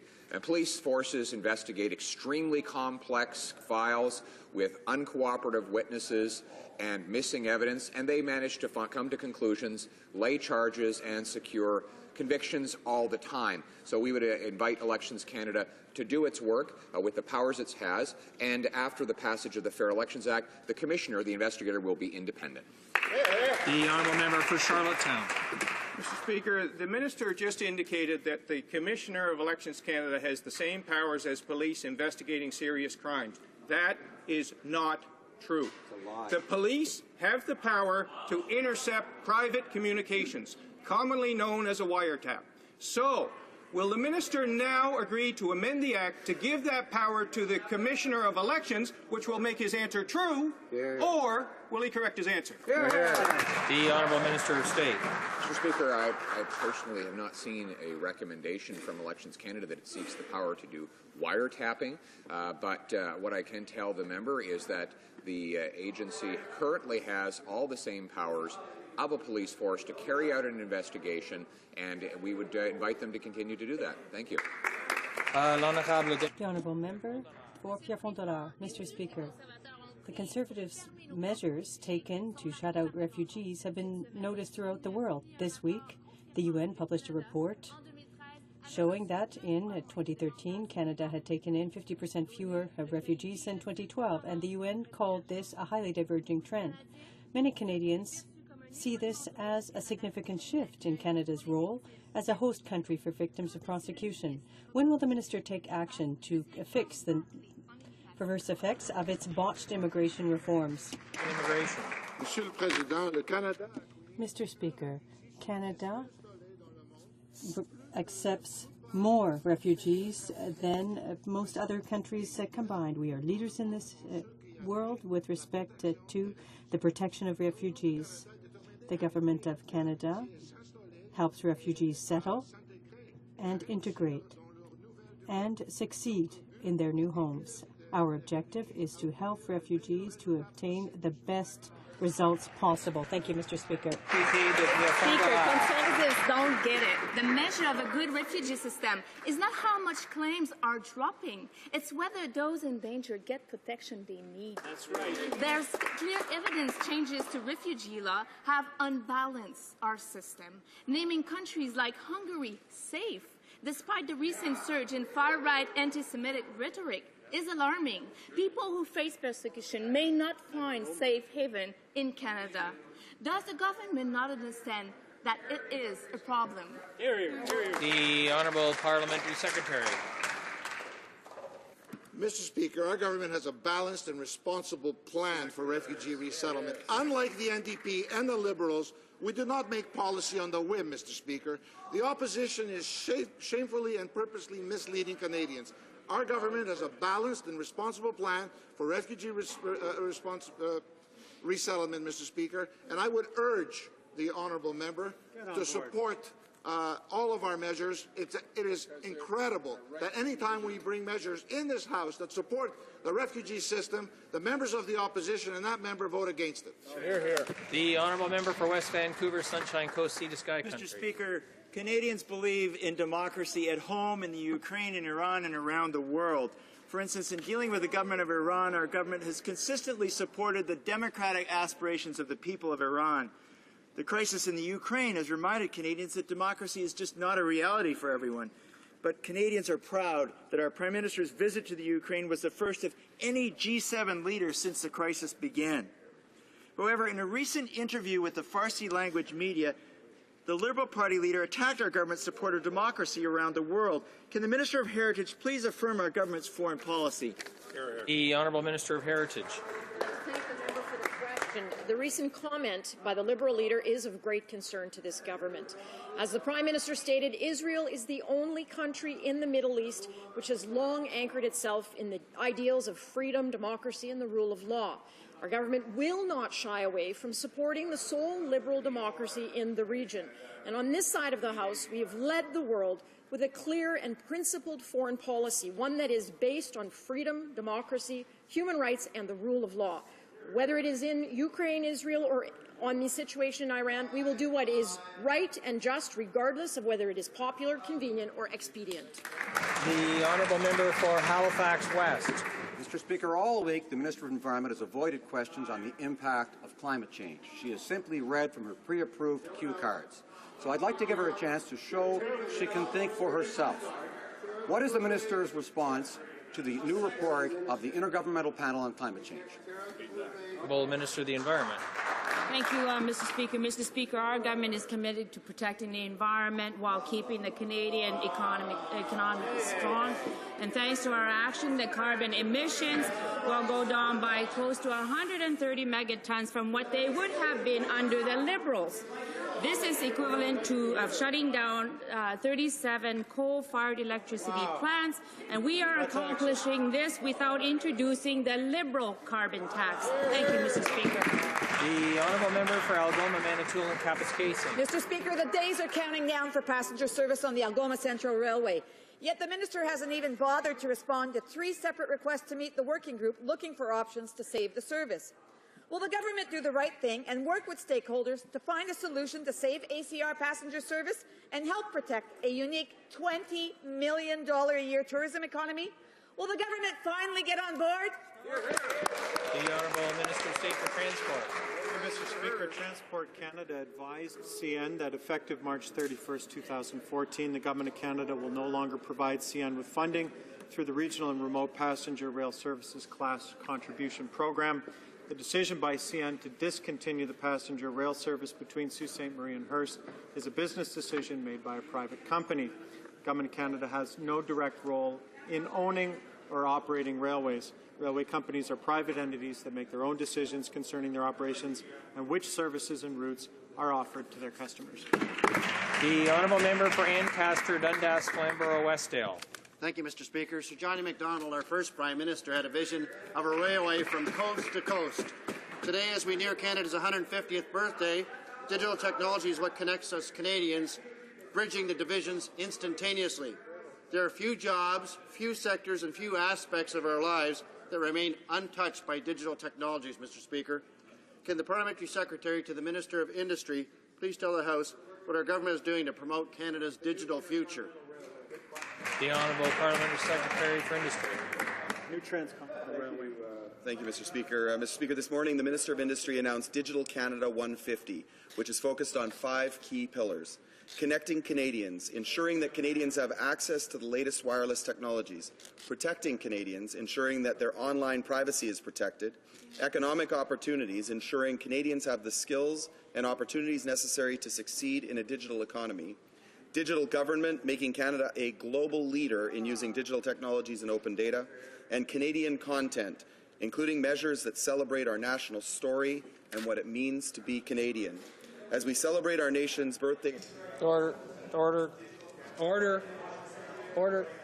L'honorable député de... The Honourable Member for Jonquière-Alma. Mr. Speaker, my question... In fact, in response to my question on the unfair treatment of Quebec, the government stated that the current softwood lumber policy and agreement wasn't penalizing anyone. How hypocritical. The president of the Quebec Forestry Council clearly stated that although Quebec has changed its cutting rights, it's still being penalized. And I quote what he said.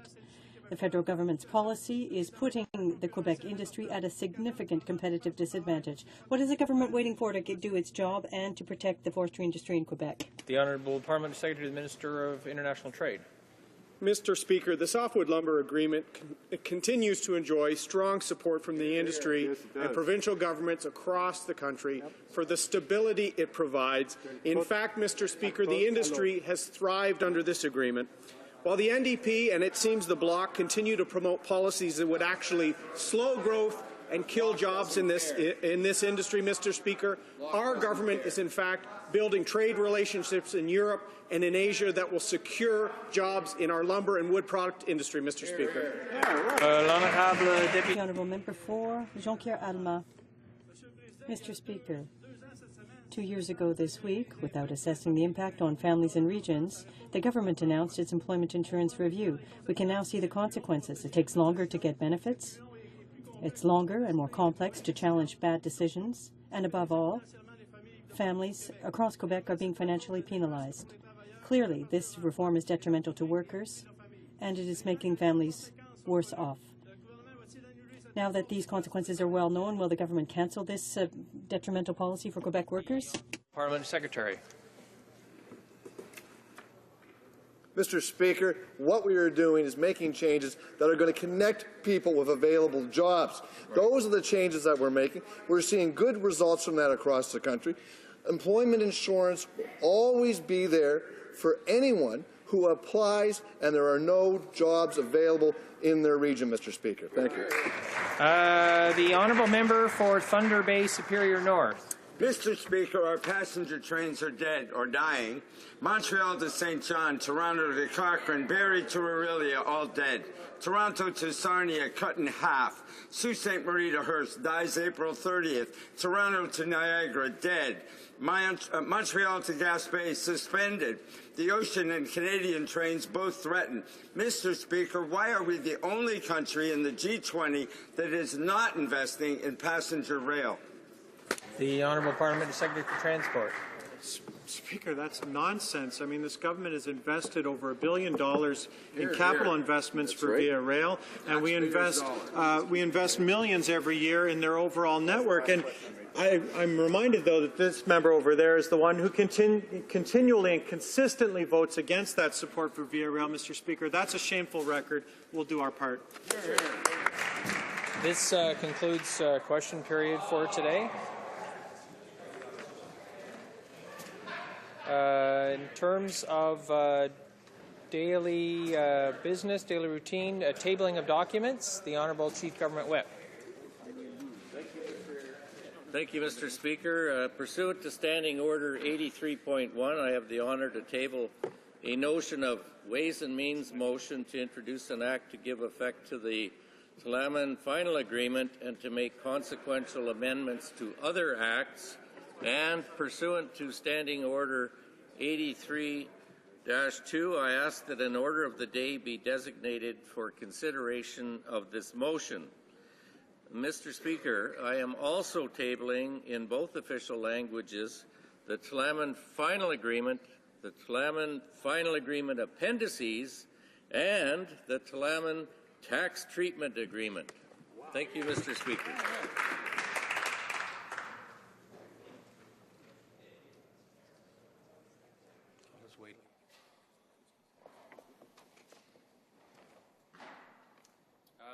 Tabling of documents, the Honourable Parliamentary Secretary to the Leader of the Government. 36.8, I have the honour to table in both official languages the government's responses to 45 petitions.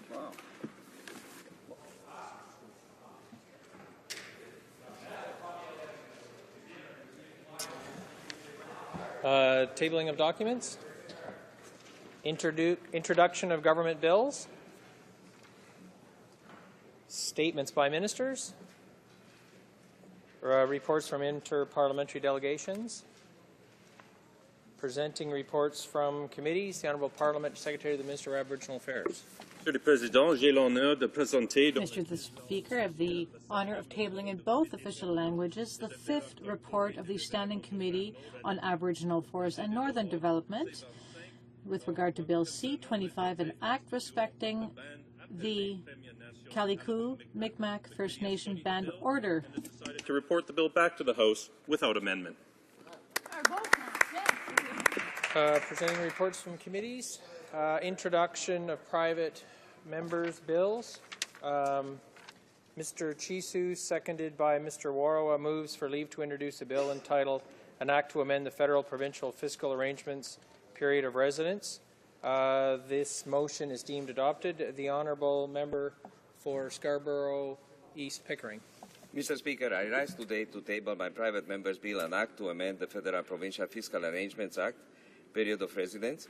This enactment amends the Federal Provincial Fiscal Arrangements Act to adjust the national eligibility standard for social assistance to provide that no minimum period of residence may be required with respect to social assistance for Canadian citizens or permanent residents, as well as for victims of human trafficking who receive temporary resident permits and certain other protected persons. Thank you, Mr. Speaker. Mr. Chisu, seconded by Mr. Warrow, moves that the bill be now read a first time and be printed. This motion is deemed adopted. Reading of this bill, première lecture de ce projet de loi. When shall the bill be read a second time? At the next sitting of the House. Introduction of private members' bills. First reading of Senate public bills. Motions. Presenting petitions. The Honourable Member for York South Weston. Mr. Speaker, residents in my riding have signed a number of petitions protesting the loss of home mail delivery by Canada Post. They call upon the Government of Canada to reject Canada Post's plan for reduced services and to explore other options to update Canada Post's business plan. Thank you, Mr. Speaker. Petitions, the Honourable Member for Northumberland, Quinte West. Thank you, Mr. Speaker. I have a couple of petitions. The first one is that the residents of Canada, that during the darkest days of the Pacific, war in the Pacific, the British Special Operations Executive asked the Canadian government for Chinese-Canadian volunteers to train for covert mission that will place them behind Japanese enemy lines to seek out Chinese resistance fighters and help train them to train them for the Allies to defeat the Japanese. And many prisoners of war were saved by this. The other petition has to do with Bill C-18, farmers being able to keep the seeds that they purchase. Another petition for the fair election representation, as well as another for the creation of a legislative ombudsman mechanism for responsible mining. Thank you, Mr. Speaker. Presentation de petition, honorable. Presentation of petitions. The Honourable Member for Bourassa. Thank you, Mr. Speaker. I have the honour of tabling this petition from my constituents in Bourassa, which I represent. They are calling for the creation of legal mechanisms with regard to a mining ombudsman. They recommend the imposition of sanctions by the Government of Canada on any company which does not respect those standards. Thank you, Mr. Speaker. Member for Saskatoon-Wanuskewin. Thank you. These petitioners draw attention to the fact that children thrive best when raised by both parents, even in the unfortunate breakdown of a marriage. And therefore, these petitioners are calling on Parliament to amend the Divorce Act, as in my Bill C-560, to require equal shared parenting to be treated as a rebuttable presumption in custody decisions, except in cases of proven abuse or neglect. Petitions, the Honourable Member for Victoria. Speaker, I rise to present petitions calling attention to the increasing violence against bus drivers that occurs every year. Number of assaults has gone up. They serve our public across this country. I've had meetings with bus drivers in my riding who serve Victoria and Oak Bay from Unifor Local 333. This petition calls for an amendment to the Criminal Code to create a distinct, specific offence to punish those who assault bus drivers and to establish more stringent penalties for those who commit those cowardly offences. Presenting petitions, the Honourable Member for Langley. Mr. Speaker, I'm honoured to present two petitions. The first recognizes and honours the death of 22-year-old Cassandra Collier. She was killed by a drunk driver. A group of people who have also lost loved ones due to impaired drivers. They're called the Families for Justice. They say that the current impaired driving laws are too lenient. They'd like to see new mandatory minimum sentencing for people who have been convicted of impaired driving causing death. The second petition highlights that there are over 200 million missing girls in the world right now due to sex selection. The Society of Obstetricians and Gynecologists of Canada vehemently opposes sex selection, as do 92% of Canadians. Mr. Speaker, they're calling on Parliament to condemn the practice of discriminating against girls through sex selection. Presentation of petitions. The Honourable Member for Gaspésie-Île-de-la-Madeleine. I have the honour today to table two petitions on the same subject. The petitioners are asking for an improvement in via rail service in eastern Quebec and in New Brunswick. These petitions here today prove that the government responses provided during question period, well, those questions for the people in my area and in other areas, in fact, the investments made so far in rail service are insufficient. Petitions to table today from residents of Winnipeg North that are asking for the Parliament to, in essence, look at ways in which we can make changes to the Constitution, not the Constitution, I say the Senate, and what they're asking for us to do is to look at ways to reform the Senate that would not require constitutional amendments. That's why I got confused with the Constitution in the first part. But I think it's a bold petition. Thank you, Mr. Speaker. Presentation of petitions. The Honourable Member for La Pointe de l'Île. Thank you, Mr. Speaker. I'll be brief. I have a petition of over 100 names. These people are calling on the government to change its mind on cuts to Canada Post in order to take into account seniors, people with reduced mobility, independent workers, and small business. They are all going to suffer from the Canada Post reduction plan. Honourable Member for Algoma, Manitoulin, Kapuskasing.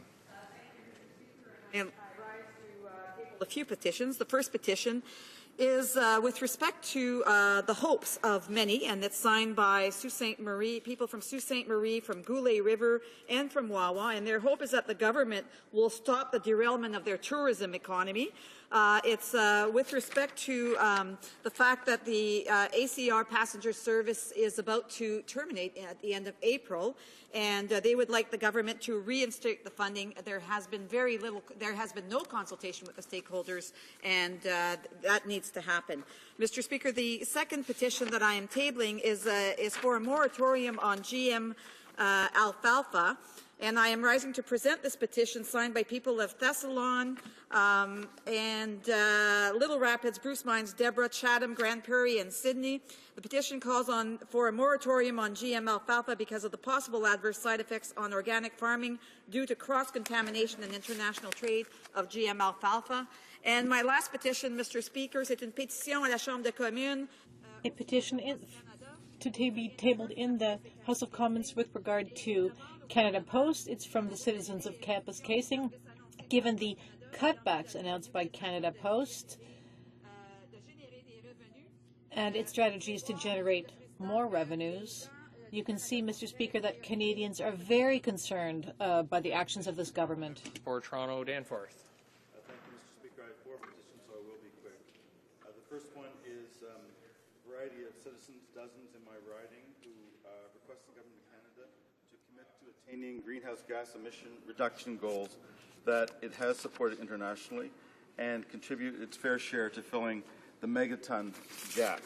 The second petition is from many dozens who are supporting what we call Kempton's petition in honor of Kempton Howard in our riding, where the petitioners ask for a variety of measures, including a meaningful countrywide system of public support for the loved ones of murder victims as well as victims of crime more generally, and ensuring reliable long-term funding for programs diverting youth away from gangs and crime.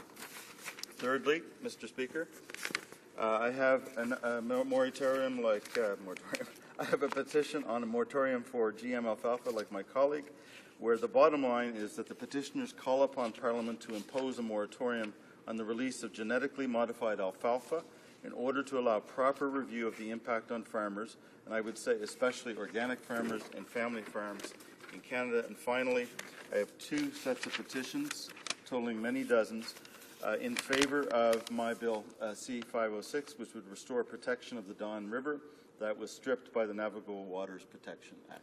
Thank you. Honourable Member for London Fanshawe. Well, thank you, Mr. Speaker. And I have a petition that is the result of a recent tragedy in London, Ontario. And the point is to draw attention to the increasing wait times to attain permanent residency status.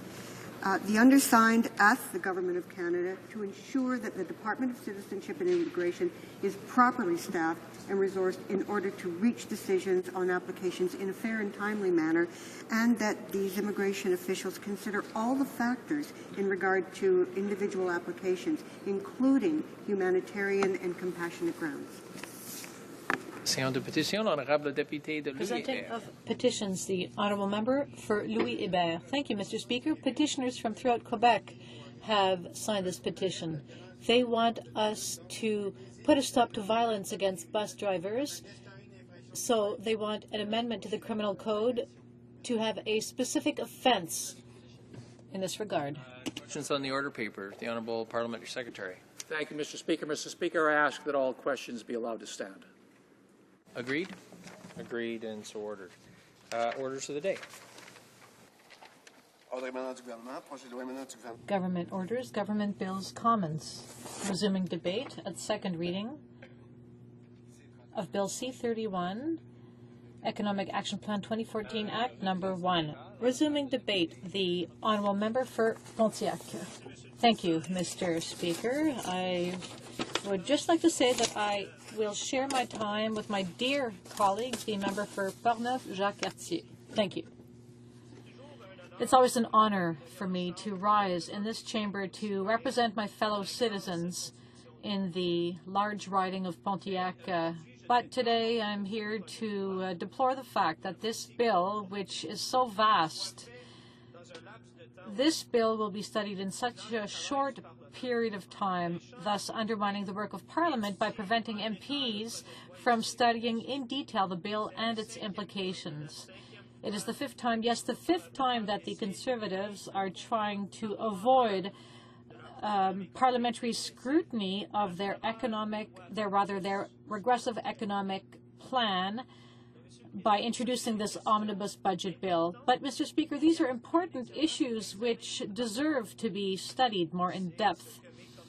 This is what my constituents expect of their Member of Parliament, and I believe this is what all Canadians expect of all members of Parliament and of their democratic institutions.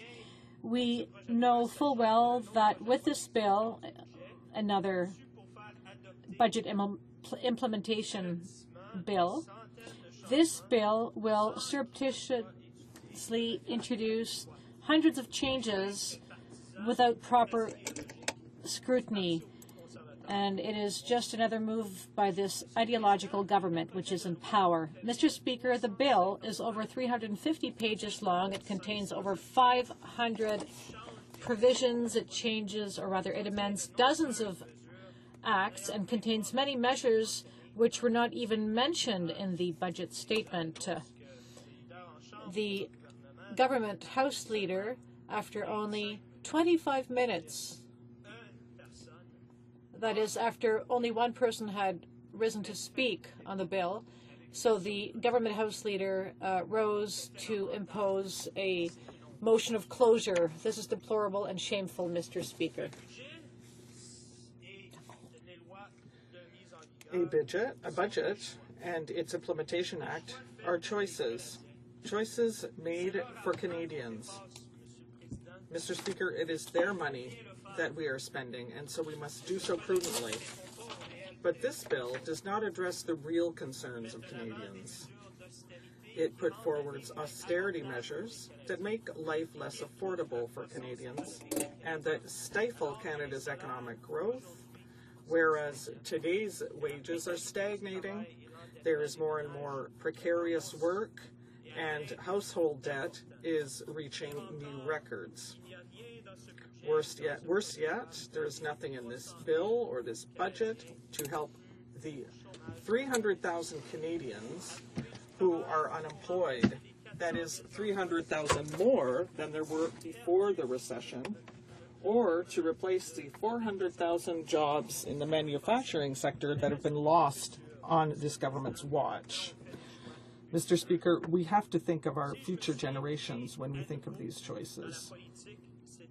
I got involved in politics once again because 6 years ago, my daughter Sophia was born, and 2 years later, my daughter Gabriella followed her. And I remember wondering when I saw them as they were wee babies lying in their bassinet, what future was in store for them. My leader, Tom Mulcair, often likes to say that we will be the first generation to leave our children less than what we received. A deficit, or rather an economic, ecological, and social deficit, and he's right, Mr. Speaker. The future must be different. We need a future in which we are more in harmony with our brothers and sisters in all countries and more in harmony with the planet. We have to keep future generations in mind, and we have to remember this harmony when we govern, Mr. Speaker, and when we make budget choices. This bill does not do enough to preserve this harmony.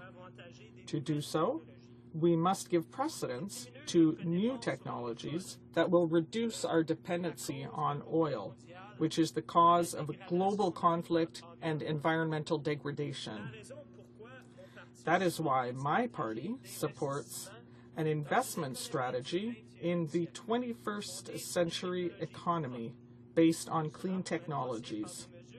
This could include measures such as restoring the eco-energy retrofit programs for homes. It could include supporting the renewable energy sector to help Canada grow and prosper in the new global economy. It could help industry to take advantage of the market of clean technologies by providing support to research and development of these technologies.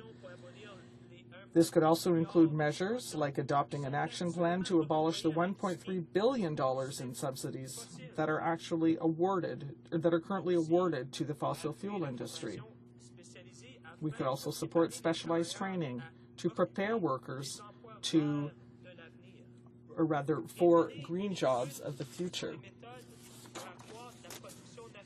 This budget should also allow for a study to be conducted on how to increase national production, added value production in the clean energy sector, and it could increase access to information and transparency concerning the enforcement and respect of environmental legislation.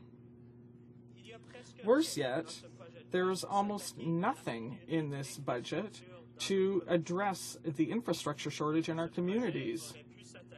This bill could have addressed Canada's very serious infrastructure deficit by reversing the cuts of $5.8 billion to local infrastructure provided for in the last budget. We need new infrastructure in my riding of Pontiac, especially roads. What we need to do is to work with the provinces and territories in order to curb the erosion of the municipal tax base by developing, for example, a long-term infrastructure plan for cities, villages, suburbs, and rural communities. Mr. Speaker, why doesn't this budget invest part of the capital collected from the 700 megahertz spectrum auction in developing a broadband infrastructure for rural and remote regions of the country that could stimulate the economy? Having access to high-speed internet is a must for the small and medium-sized businesses in my region. This budget could also have simplified the procedure that allows rural communities to ask and receive funding for infrastructure projects. We should act to close the productivity gap that Canada has with regard to the United States. We need to modernize our infrastructure by doubling the gas tax transfers to municipalities, which would be simple and practical. But instead, the government has made choices in this bill that will benefit the richest citizens of this country and the largest enterprises. Why with this government is it always the heavyweights who win out, Mr. Speaker? More specifically, in my capacity as Treasury Board critic for the official opposition, I must denounce the choices that have been made with regard to the services provided to Canadians. Canadians expect good services for their tax money, and the Conservatives are betraying them with their cuts. I'm not exaggerating when I talk about the crisis in terms of access to medical care, and yet this government insists on cutting $36 billion from health transfers to provinces. And I could go on. I could talk about the employment insurance reform that has hit seasonal workers in my riding so hard. We could also talk about tax havens, where the government could easily raise more revenue if it addressed this problem. It is for the future of my children that I am saying today that this budget should have made different choices. We need to make more ecological, social, and responsible choices. Questions and comments? The Honourable Member for Algoma, Manitoulin, Kapuskasing. Thank you, Mr. Speaker. I really appreciate the comments made by my colleague. When he was talking about his little girls, he referred to the impact that we will have on future generations. So with the climate change and what we just heard about, the report that says that it is worse than we thought, and also we've had a very difficult winter. I can tell you that the communities in Northern Ontario have had really difficult infrastructure problems. Pipes have exploded. A lot of houses didn't even have water, and this problem continues. So I was wondering if you could expand a bit on the infrastructure deficit. There is infrastructure, for example, in Chapleau. It's been there since the Second World War. So obviously, we need investments to renovate it, and instead of cutting funding for municipalities. The honourable member for Pontiac. Well, it's clear, Mr. Speaker, when I look at my riding, that investment in infrastructure would stimulate the economy. We need to take into account the needs of municipalities because, I mean, municipalities might be a long way from power, but they need so many things, whether it be water infrastructure, trash collection, road repairs, community centers, and so forth. So what we need is a national infrastructure strategy to ensure that municipalities that need it the most have access to funding that will allow them to stimulate their own economy through construction and the repair of this infrastructure in their community. Secretary to the Minister of International Trade. Thank you, Mr. Speaker. I'd like to thank the honourable member from Pontiac for his speech here today, and I will note two things from his remarks with respect to broadband internet. I would invite the member today to look at the Digital Canada 150 plan being announced by the industry minister today that has over 300 million invested for rural broadband internet, Mr. Speaker. But more specifically, he suggested that the funding from the latest wireless spectrum auction be applied to some of these investments. I'm wondering, Mr. Speaker, whether he recognizes that the investments made by carriers acquiring that spectrum is not a lump sum, Mr. Speaker. It's received by the government and sort of amortized over several decades. So would the honourable member comment on the hundreds of millions being spent and announced just today on rural broadband internet? The honourable member for Pontiac. My honourable colleague for his question, and it might surprise him, but I think actually the 300 million is a good measure. In fact, I announced it. I made sure that all of my communities were aware of it. Now, of course, the devil's in the details, and 300 million across a country as large as ours, one may ask whether or not that investment is targeted enough. So there are concerns in my community as to where that money is going to go, and if it's going to go to the largest, if it's going to go more to the largest corporations and businesses that that deal with this kind of service, and not directly to the communities for building infrastructure in those communities that are the poorest and that need it the most. So I'm hopeful, but I'm waiting to see how the money will be made accessible to the communities like mine that truly need it. Reprise du débat. Resuming debate, the honourable member for Portneuf-Jacques-Cartier. Thank you very much, Mr. Speaker. First, I would like to begin by commending my colleague from Pontiac for his excellent speech, his excellent presentation. He clearly set out the NDP's concerns with regard to this new bill. And regularly, I see him rise in this House to defend the interests of the citizens of his riding, so I'd like to commend him for his excellent work. And I'm very proud to join my colleagues in speaking out against this new omnibus bill. We shouldn't be surprised because the Conservatives don't seem to be able to work any other way.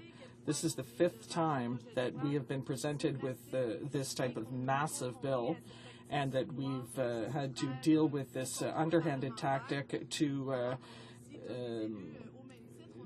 get away from parliamentary oversight. We are here to defend the people who elected us, but when we look at the government and the bills they present, they constantly, despite the low percentage of voters who voted for them, but we do have a Conservative majority government, but it doesn't mean that the majority of Canadians voted for them. In fact, the majority of Canadians, I would say, are quite disgusted when they see how the Conservatives abuse their power. People who are supposed to work to defend the citizens' interests in the best interests of the country, but that is not what is happening here. And regularly, the Conservatives try to hide their backward-looking agenda from Canadians. Once again, after 25 minutes of debate, Mr. Speaker, 25 minutes of debate, so we had only just barely heard one speech, and obviously it was a speech from the Conservative side, which was very far from being objective. And after these 25 minutes, the government House leader stood up and tabled a motion, another time allocation motion. So once again, so it wasn't even, he couldn't even wait 30 minutes. He couldn't wait half an hour. At the 25-minute mark, one of the colleagues from the official opposition had risen, but we knew very well that they were going to time allocate this bill because and they didn't want us to set out all the problems with this bill, so they stood up and introduced the motion. So once again, we see the abuse of power in this House. I don't even know how many time allocations there have been so far, but I can tell you that it is a considerable number. So the lights are going out in this House. Super. So, okay, I'm going to go on. Bill C-31, as we have said, is another omnibus bill. It is a massive piece of legislation. There are over 350 pages. There are more than 500 sections, 500 clauses in this bill, and those clauses will amend dozens of bills. And it tries to impose a number of measures that were not present in the budget, while the Conservatives know. I mean, we always hear the same talking points. Canadians must be getting used to this because that's the same principle. There's nothing new. Everything was presented in the budget and so forth. So they really take Canadians for fools. No one anywhere in this country believes them, and maybe they're trying to convince themselves because they repeat the same talking points over and over. But honestly, Mr. Speaker, no one trusts the Conservatives. And Canadians also understand that it is impossible for members to effectively do their work in the time periods allocated by the Conservatives. So I'll just tell you how this bill breaks down. We only have a few hours to debate this bill, a bill that has hundreds of pages. But we are supposed to ask the government questions and to obtain answers. That's part of our work. And then we go to the committee procedure. And once again, the members have very little time and very little power to act. And in any case, the government always turns a deaf ear. If we bring forward an amendment, well, that could be good, that could fix certain problems in this bill. Obviously, something that was written on the corner of a table at the last minute with just about anything in it, obviously there are going to be errors. And so it takes them a bit of time. The opposition will raise a number of problems that exist with this bill. The Conservatives will think about it for a few months, and then all of a sudden on the other side they'll say, oh, whoops, I think the NDP might be right. There was a problem with the bill.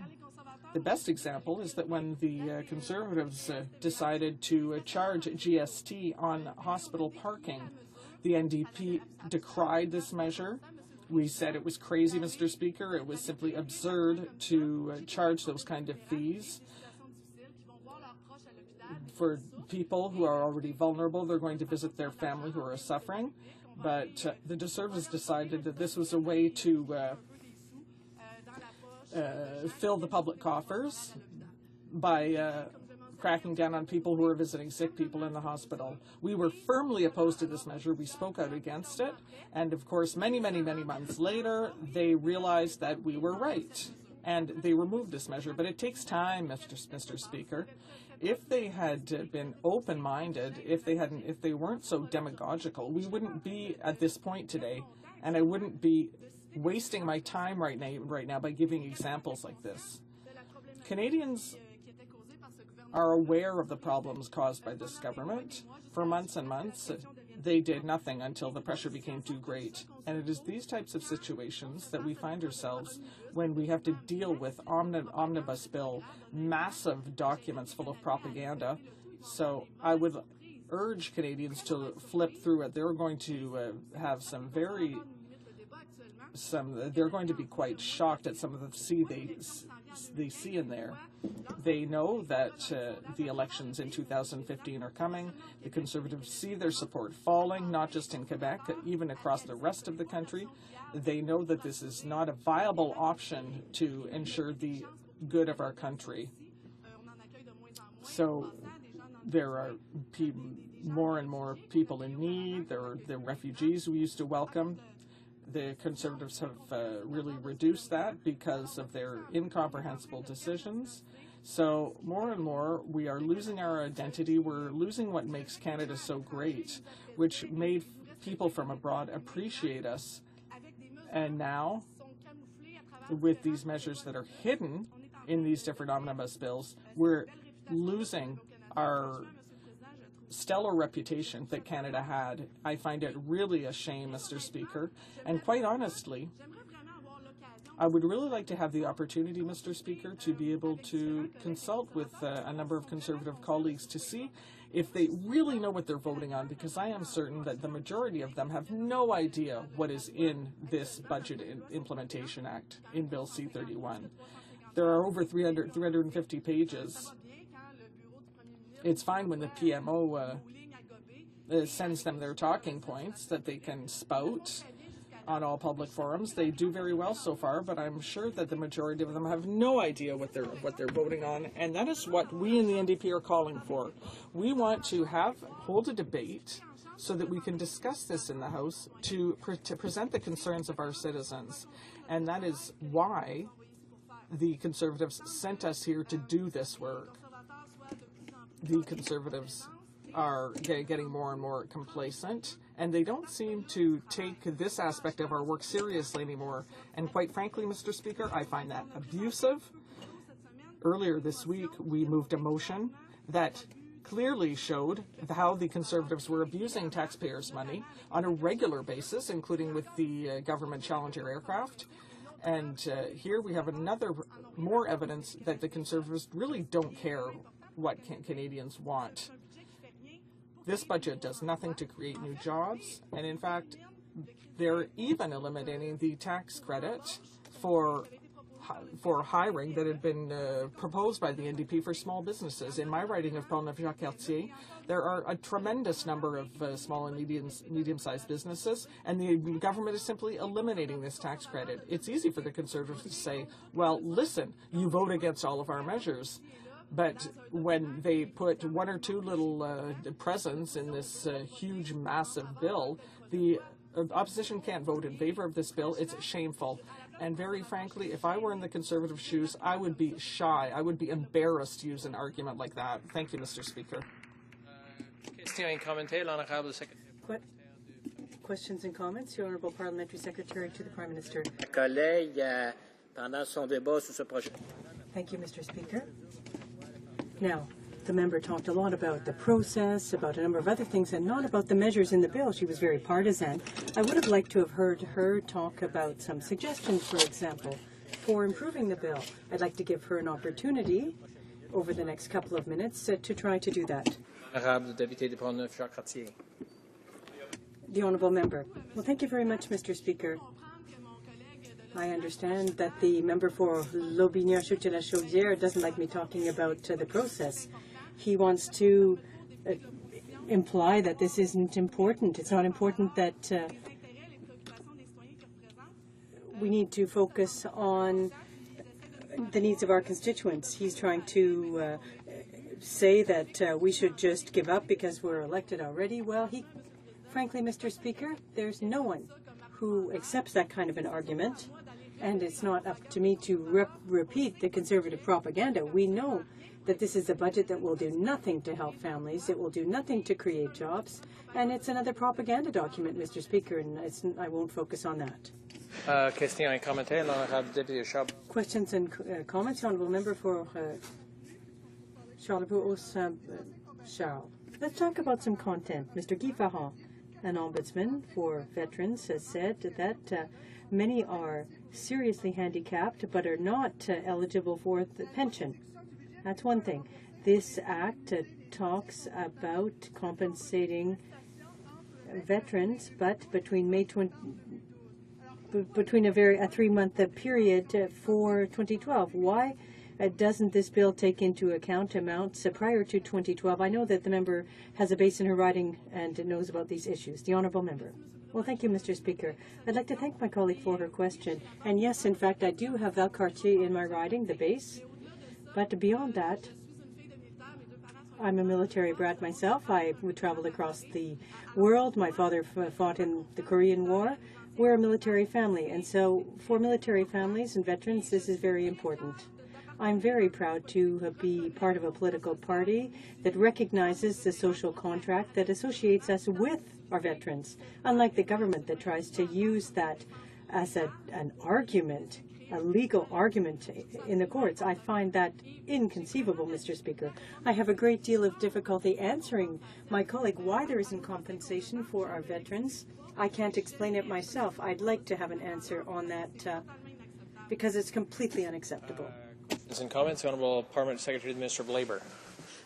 Thank you, Mr. Speaker, and I did listen to my colleague, and one thing that stood out for me, she made a suggestion about the EI credit for small businesses, but is she aware that what we did as a government is we had temporary important stimulus when it was needed in terms of the global recession? We look at the job numbers of today, and we're now over 1 million net new jobs, and would she not agree that the government should be looking at getting back to balanced budget, which this budget does, and that really we should have the discipline that when we put temporary measures in place in terms of economic stimulus, economic action, that we have the discipline and how important it is for her children, her grandchildren, that we actually have a balanced budget at the end of 2015. L'Honourable Député de Pont-Neuf-Jacques-Cartier. The Honourable Member for Pont-Neuf-Jacques-Cartier. Well, thank you, Mr. Speaker. I'm having trouble understanding the government. It talks about the jobs they've created, and most of them are part-time, but they won't tell you that. And I suspect that they're using data from Kijiji. So I really have trouble answering these questions because I don't think they come from a credible source. All of the statistics, well, let's look at StatsCan, for example. All of the sources of information that could help the government make an informed choice have been cut or being simply rejected because they're not telling the government what the government wants to hear. So I'm having trouble, in fact, listening to the economic arguments put forth across the way, knowing full well that the government has falsely represented their economic knowledge. Before we resume debate, just to inform the House, we've reached the 5-hour point in the debate, which means from this point forward, presentations will be 10 minutes rather than 20. The Honourable Parliamentary Secretary to the Minister of International Trade. Thank you, Mr. Speaker, and it's my privilege to rise in this House of Commons to speak on the Economic Action Plan 2014 and the Budget Implementation Act that flows from that budget, Mr. Speaker, because in many ways, the budget, Economic Action Plan 2014, is the completion of a very important journey, Mr. Speaker. That journey, in the next year, we will see a return to balanced budgets here in Canada, Mr. Speaker.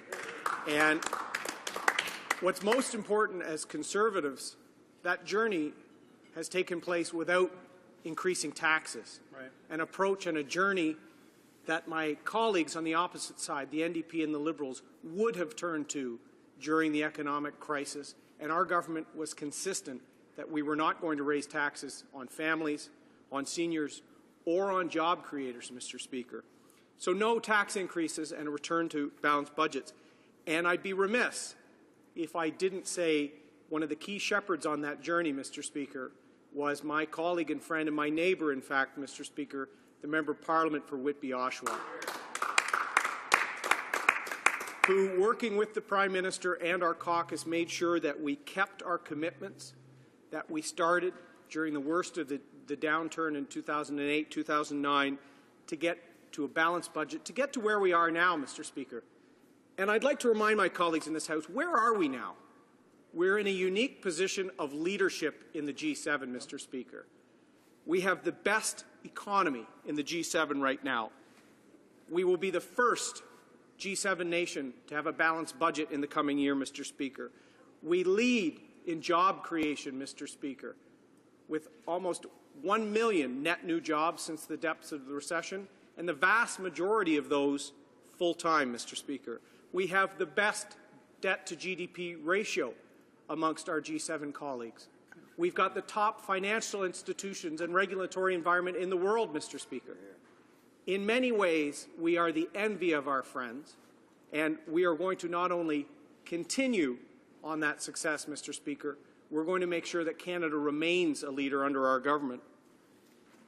It's also important whenever I stand in this place, Mr. Speaker, to thank and recognize the role I play as a Member of Parliament for Durham, a proud part of Canada and Southern Ontario with deep century-plus roots in agriculture, a leading role in energy with Darlington Nuclear Generating Station, and with a proud history of manufacturing, both large and small. And our government has been taking the prudent steps to make sure all of those industries and the families that derive their wealth and wellness from them thrive, Mr. Speaker. Just this week, CIBC released a report showing that in the years since the great global recession, Mr. Speaker, we have stronger and more productive manufacturers. We have more smaller and medium-sized specialty manufacturers in Southern Ontario, Mr. Speaker, that have withstood the global challenges that some of our best friends and allies are still facing and are now starting to thrive. I'd also look to the recent report by the Lawrence Centre at the Richard Ivey School of Business at the University of Western Ontario, one of the leading business faculties in the world, that just completed a study on the future of Canadian manufacturing, Mr. Speaker, by looking and learning from the success of some of our leading manufacturers in Southern Ontario. Their conclusion was that a revitalized Canadian manufacturing sector, Mr. Speaker, will rely on the private sector, and that the only role for government is really to promote and support an environment that allows the private sector to flourish. I can't think of a better report that exemplifies the leadership of our government in the last few years, Mr. Speaker, and I'll tell you why. The manufacturers that are succeeding in Ontario and indeed across the country are not just selling their goods and services here in Canada. They're looking around the world to be globally competitive. And what has our government done? We now have 38 new countries, Mr. Speaker, where our exporters will have most favored nation status. With the work of this government and the Minister of International Trade in particular, Mr. Speaker, in delivering the agreement in principle on CETA, on our first trade agreement in Asia with South Korea, we are building new markets that will allow our exporters not just to sustain their operations, but to grow and create employment. Looking at the budget itself, page 98 shows a variety of other factors beyond just opening new markets. We're simplifying taxes for 60,000 small to medium-sized enterprises in Ontario by streamlining the GST or HST credit rebate process and creating a new class of depreciable property, Mr. Speaker. That's building upon our accelerated capital cost allowance, allowing those manufacturers to become more competitive. We've also refer people in my riding to page 124 of the budget, which talks about the Auto Innovation Fund, our government's multi-year commitment to securing our auto sector in Southern Ontario. We've just put another $500 million into that fund over the next 2 years, which is on top of the over $300 million already invested on innovation in the manufacturing in Southern Ontario. And we're also looking at science and technology, Mr. Speaker. Canada leads the OECD on funding for research at our universities to make sure that we innovate, to make sure that we're creating jobs for the next generation. And our most recent budget adds to that with the Canada First Research Excellence Fund, Mr. Speaker, a $1.5 billion fund that will be used by researchers, innovators, and universities across Canada to make sure Canada remains ahead in science and technology. And I'd like to thank Dr. Tim McTiernan and the University of Ontario Institute of Technology in our area, in Durham, Mr. Speaker, for their work in science and training the next generation of job seekers. Durham also is known for its rich quality of life, Mr. Speaker, and while my business background has me passionate speaking about business issues and our government's success on the economic front, I'm also proud that we're looking at recreation, culture, and other things that make our quality of life in Durham and in Canada so strong. I'm very proud of our government's Recreational Fisheries Conservation Partnership Program, and this last budget is doubling the annual funding to that program over the next 2 years. In my community, Mr. Speaker, before my election to Parliament, I was fortunate to work alongside dedicated volunteers at Valleys 2000 and the Bowmanville Creek Anglers Association, who for many years had been looking at making sure that migrating fish species on the Bowmanville Creek could reach their spawning grounds despite dams and obstacles in their way. With funding from this Fisheries Conservation Partnership Plan, Mr. Speaker, that group in Bowmanville, these volunteers, have created a fish bypass channel which this spring, for the first salmon run and trout run, will allow those fish to bypass a dam and spawn up creek. And I have to thank those volunteers, led by the late Al Strike, Mr. Speaker, Harold Hammond, Reverend Frank Lockhart, Dave Lawson, Steve Kay, Jack Hampsey, and a range of other passionate volunteers from our community that got that program to where it was at, and our government was happy to help complete some of the funding.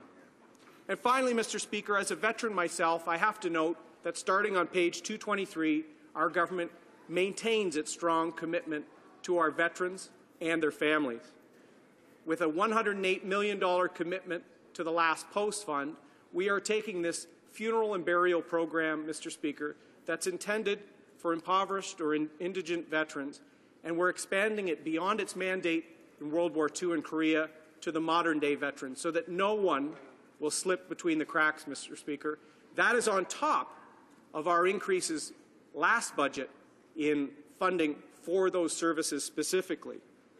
The budget also mentioned the Afghan commemoration, and I'm going to be one of many of these MPs here proud to stand with Canadians and the family of the fallen on May 9th when we commemorate one of Canada's most sustained missions abroad, where over 40,000 of our best young men and women served our country when called upon. We're also putting in priority hiring for injured veterans, Mr. Speaker. Each year, approximately 1,000 men or women from the Canadian Forces release as a result of injury. We're putting them at the top of the priority hiring list for the civil service, Mr. Speaker, a measure I hope the opposition and the public sector unions can finally get behind to put those veterans in a place that will make sure they will thrive when they transition out of uniform. We're also putting increased spending into the MyVac account and other resources so veterans can access their services. Mr. Speaker, it's always an honour for me to rise to represent my riding of Durham, and I'm happy to just highlight a few measures that makes our budget and its implementation so pivotal for Canada. Questions and comments? The honourable member for London Fanshawe. Thank you very much, Mr. Speaker, and I thank my colleague for his remarks.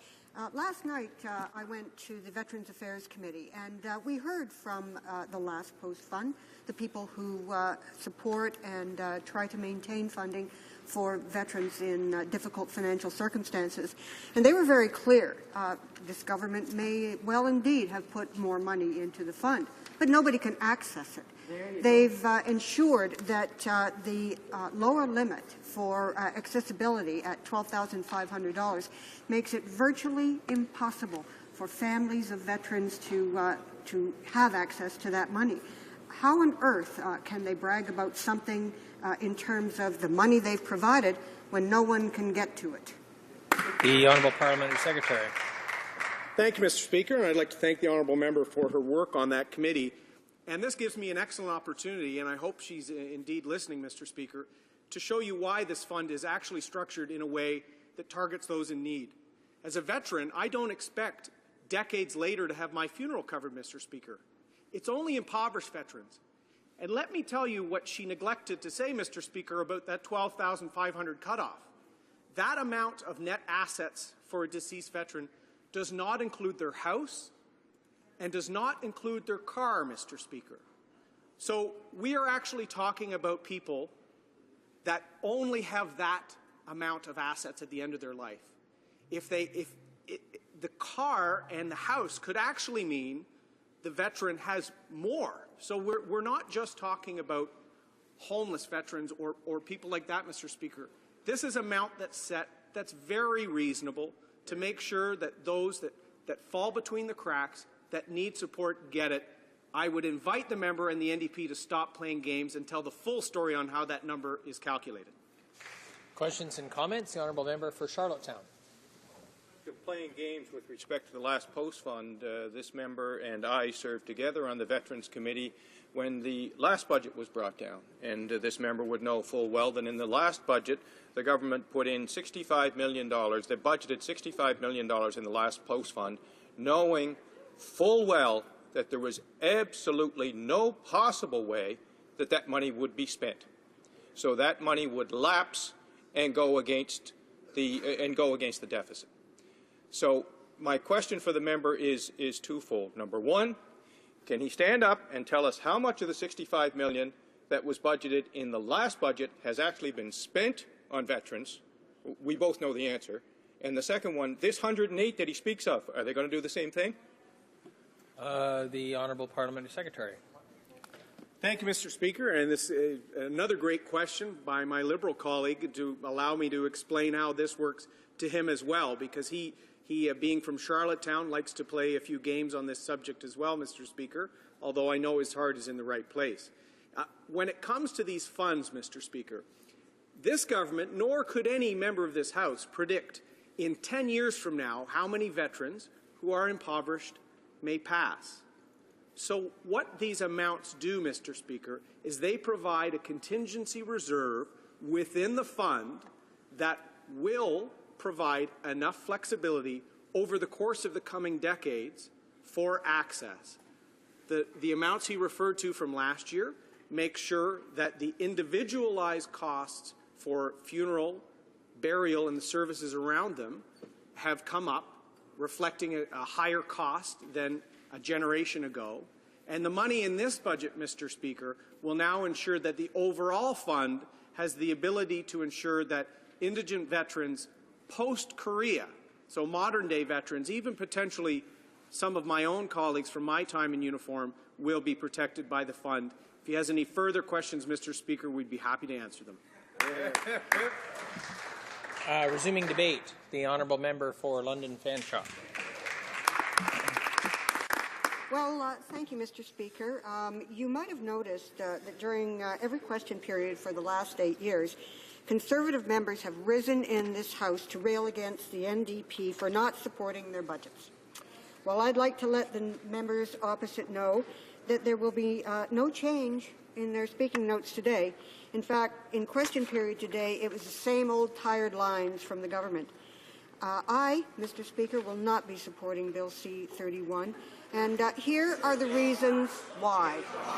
And I hope my colleagues across listen, because they should be ashamed as they listen to these reasons. Given this government's record on time allocation, of course, this Act contains amendments to more than 60 acts without the time to study those changes. 60. It continues in Bill 31. Once again, we see the despicable Conservative tradition of forcing legislation through without adequate parliamentary debate or public consultation. New Democrats believe that healthy debate and consultation leads to better legislation for Canadians. Yet, Mr. Speaker, we have another omnibus bill designed to ram through hundreds of changes with little study and little oversight. In fact, they moved time allocation on this bill after just 25 minutes of debate. Canadians deserve better. In addition, this bill fails to make life more affordable for Canadian families who are still recovering from the effects of the recession. We have 300,000 more unemployed Canadians than before the recession, 300,000 more on this government's watch. And the effects of this are painfully evident in ridings across the country, including my riding of London Fanshawe. There's absolutely nothing in the budget or Bill C-31 that will assist in getting the hard-working constituents of London Fanshawe back to work, or to help replace the 400,000 Canadian manufacturing jobs lost under this Prime Minister's watch. There is nothing in the budget or this bill that addresses the reasonable and affordable proposals of the NDP to strengthen the Canada Pension Plan, nothing to provide relief on heating bills, nothing for the millions of Canadians without access to a family doctor, and nothing to address the fact that we still have seniors in this country living in poverty, 250,000 of them, Mr. Speaker. New Democrats are focused on helping our most vulnerable seniors with an affordable increase to the Guaranteed Income Supplement. And while this government has made incremental measures in the past, they amount to much less than half of what is needed to pull every Canadian senior out of poverty. An amount, Mr. Speaker, that I could point out is far less than the billions in tax breaks this government has given to banks and big polluters. Let's look at the history of this government, Mr. Speaker. A government that has hiked payroll taxes while working families struggled with the worst recession in decades, at the same time dishing out $21 billion in tax giveaways for Canada's richest companies.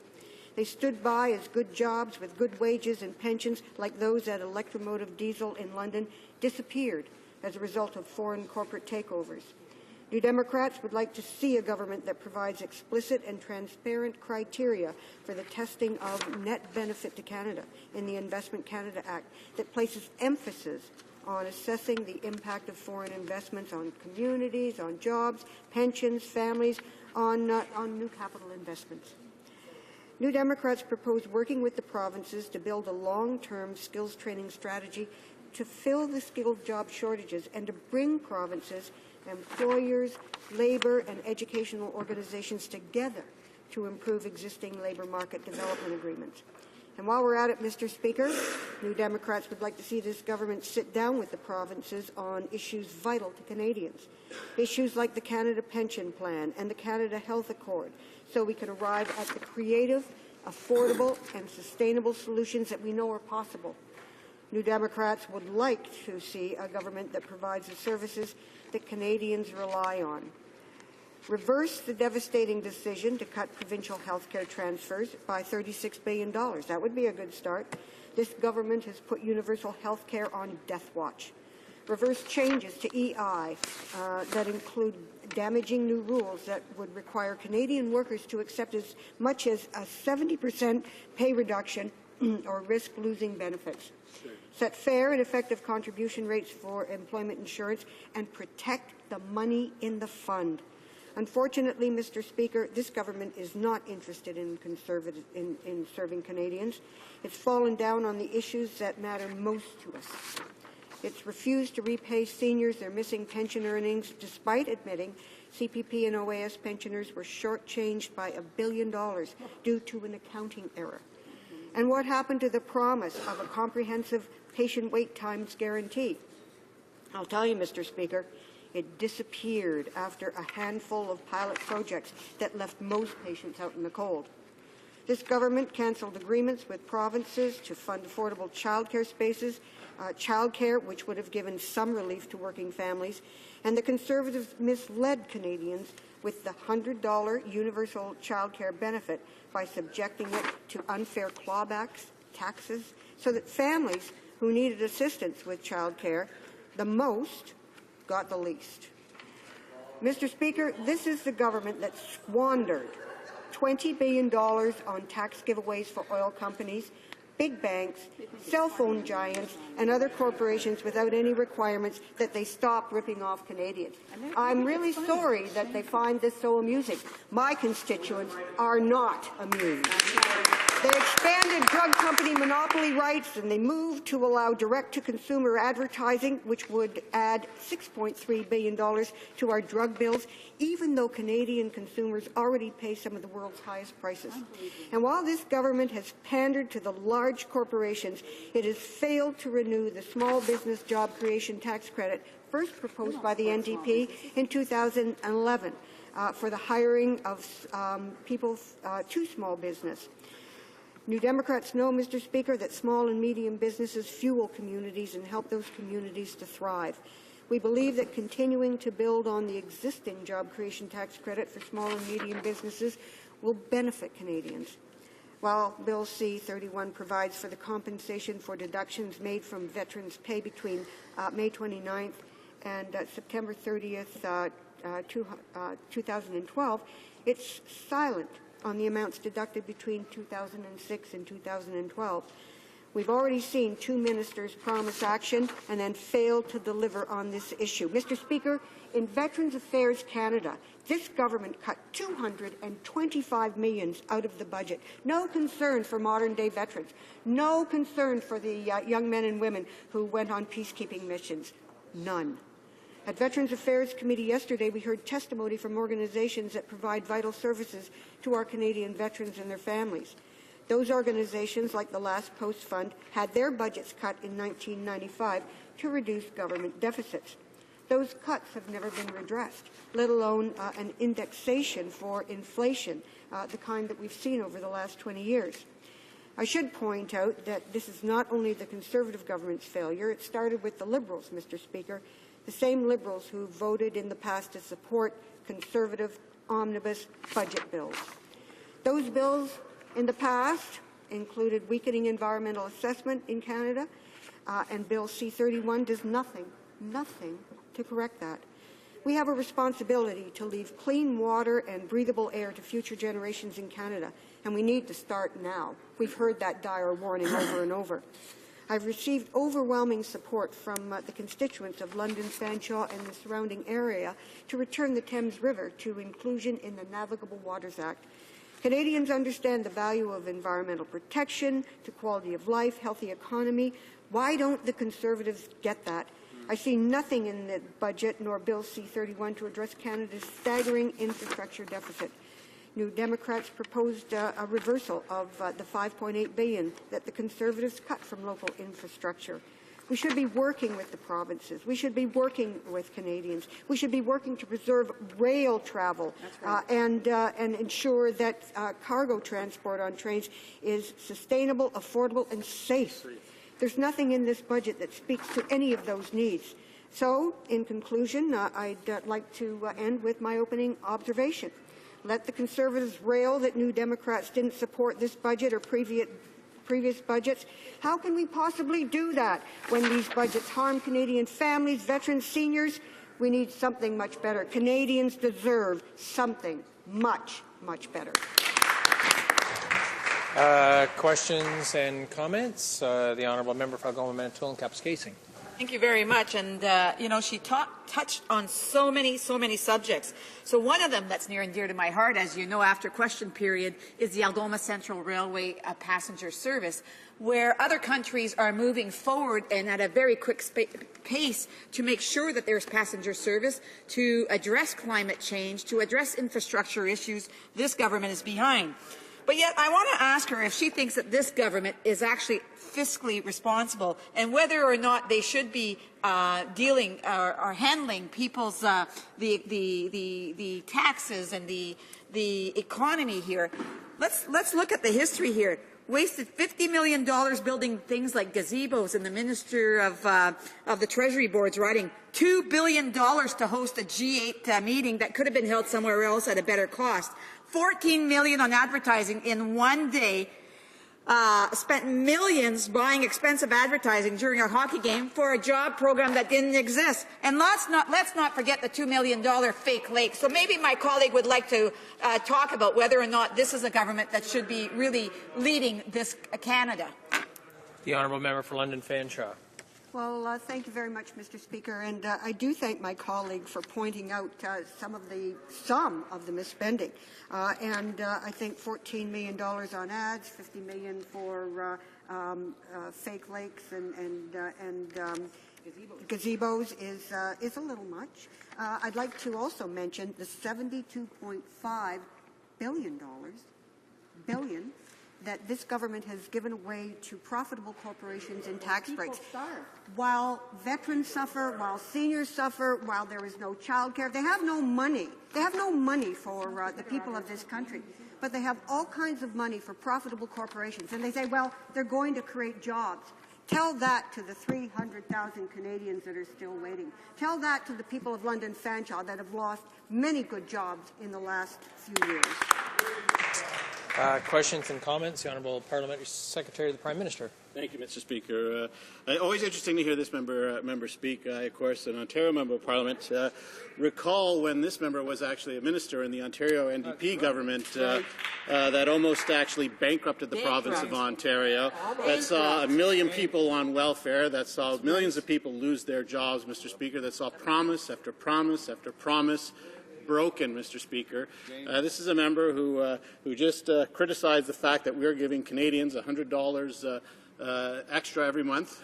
She criticized that, Mr. Speaker. She criticizes the fact that we've increased spending for our veterans by $5 billion, Mr. Speaker. She criticizes and votes against the good work done by the Minister of International Trade, who brings new free trade deals, which actually tremendously benefit her region of the country, Mr. Speaker.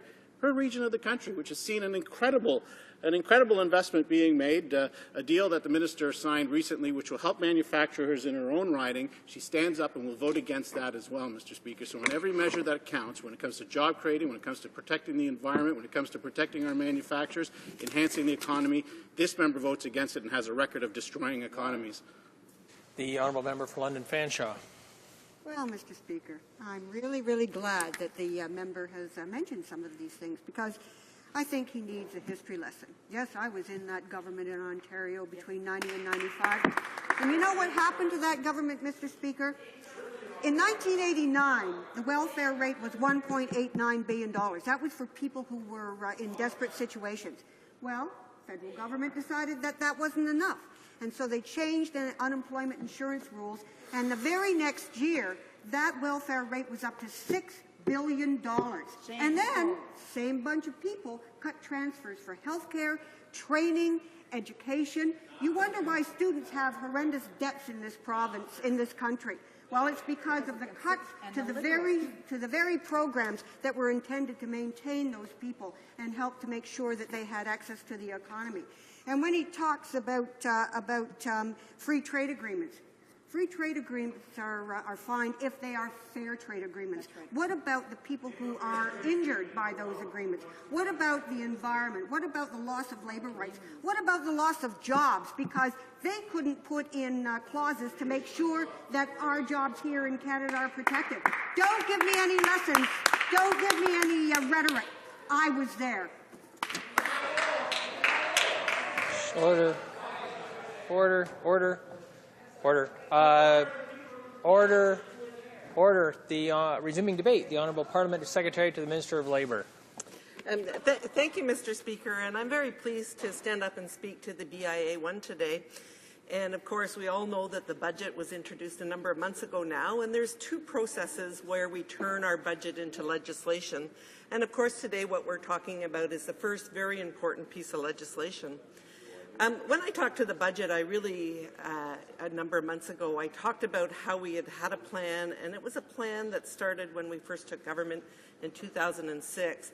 It was a plan that saw us through the recession, the global recession, and how the finance minister had really followed his plan and was leading us into some of the best positions in the G7, the best net debt to GDP, the best job growth rate. So we're incredibly proud of the plan that we've had that has seen us through a very, very difficult time and coming into back to balanced budget. So that speaks to really what is the three broad themes of this budget, and it's returning to balance, supporting jobs and growth, and supporting families and supporting communities. I will speak to these three themes and perhaps give you some small examples, Mr. Speaker, in those that represent those themes. But first of all, I want to make a general statement. You know, we hear the NDP frequently comment about the number of pages, and I'm not sure if they have challenges. They don't want to read those 359 pages. But what I think it's important to recognize is sometimes you have to make a little change, and legislatively it takes a lot of pages to turn. For example, the MP pensions. It was a small change to make MP pensions fairer for Canadians, and it took about 20 pages of legislation to actually do that. I don't think we really should be judging a budget document, a plan, in terms of the number of pages that it is. And the other point I would like to make is I certainly believe that if the NDP, God forbid, ever had the opportunity to present a budget with all their national plans and their tax raises, they would probably fill a bookshelf in terms of what their budget would look like with national strategy, tax increase. So, you know, that's one piece that I think we need to look at.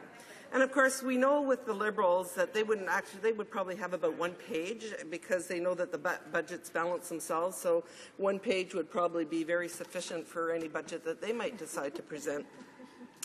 But anyway, Mr. Speaker, our government realizes that crafting a plan is a multi-year, multifaceted process, and it really requires some measures that are both large and small. So first of all, I'd like to target in on why it's important that we return to balanced budget. We know that we cannot leave debt for our children and our grandchildren. We need to be, it wouldn't be fair, you wouldn't do it as a family member, and you shouldn't be doing it as a country. We also know that when we have a good fiscal position, our debt repayment is low, so that means we have more money for healthcare, hospitals, for all the many things that Canadians feel would add value for infrastructure.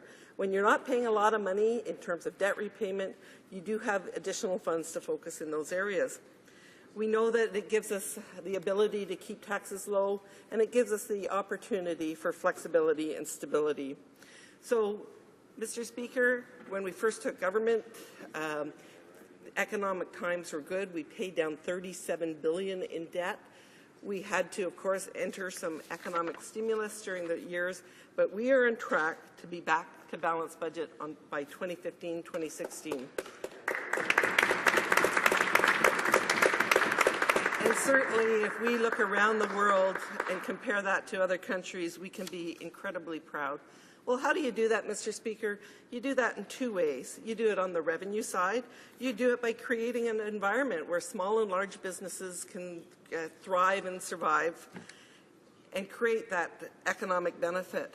You do it through our trade agreements and our aggressive trade plan, which we've done, the South Korea, the European Free Trade Agreement, just to name a couple.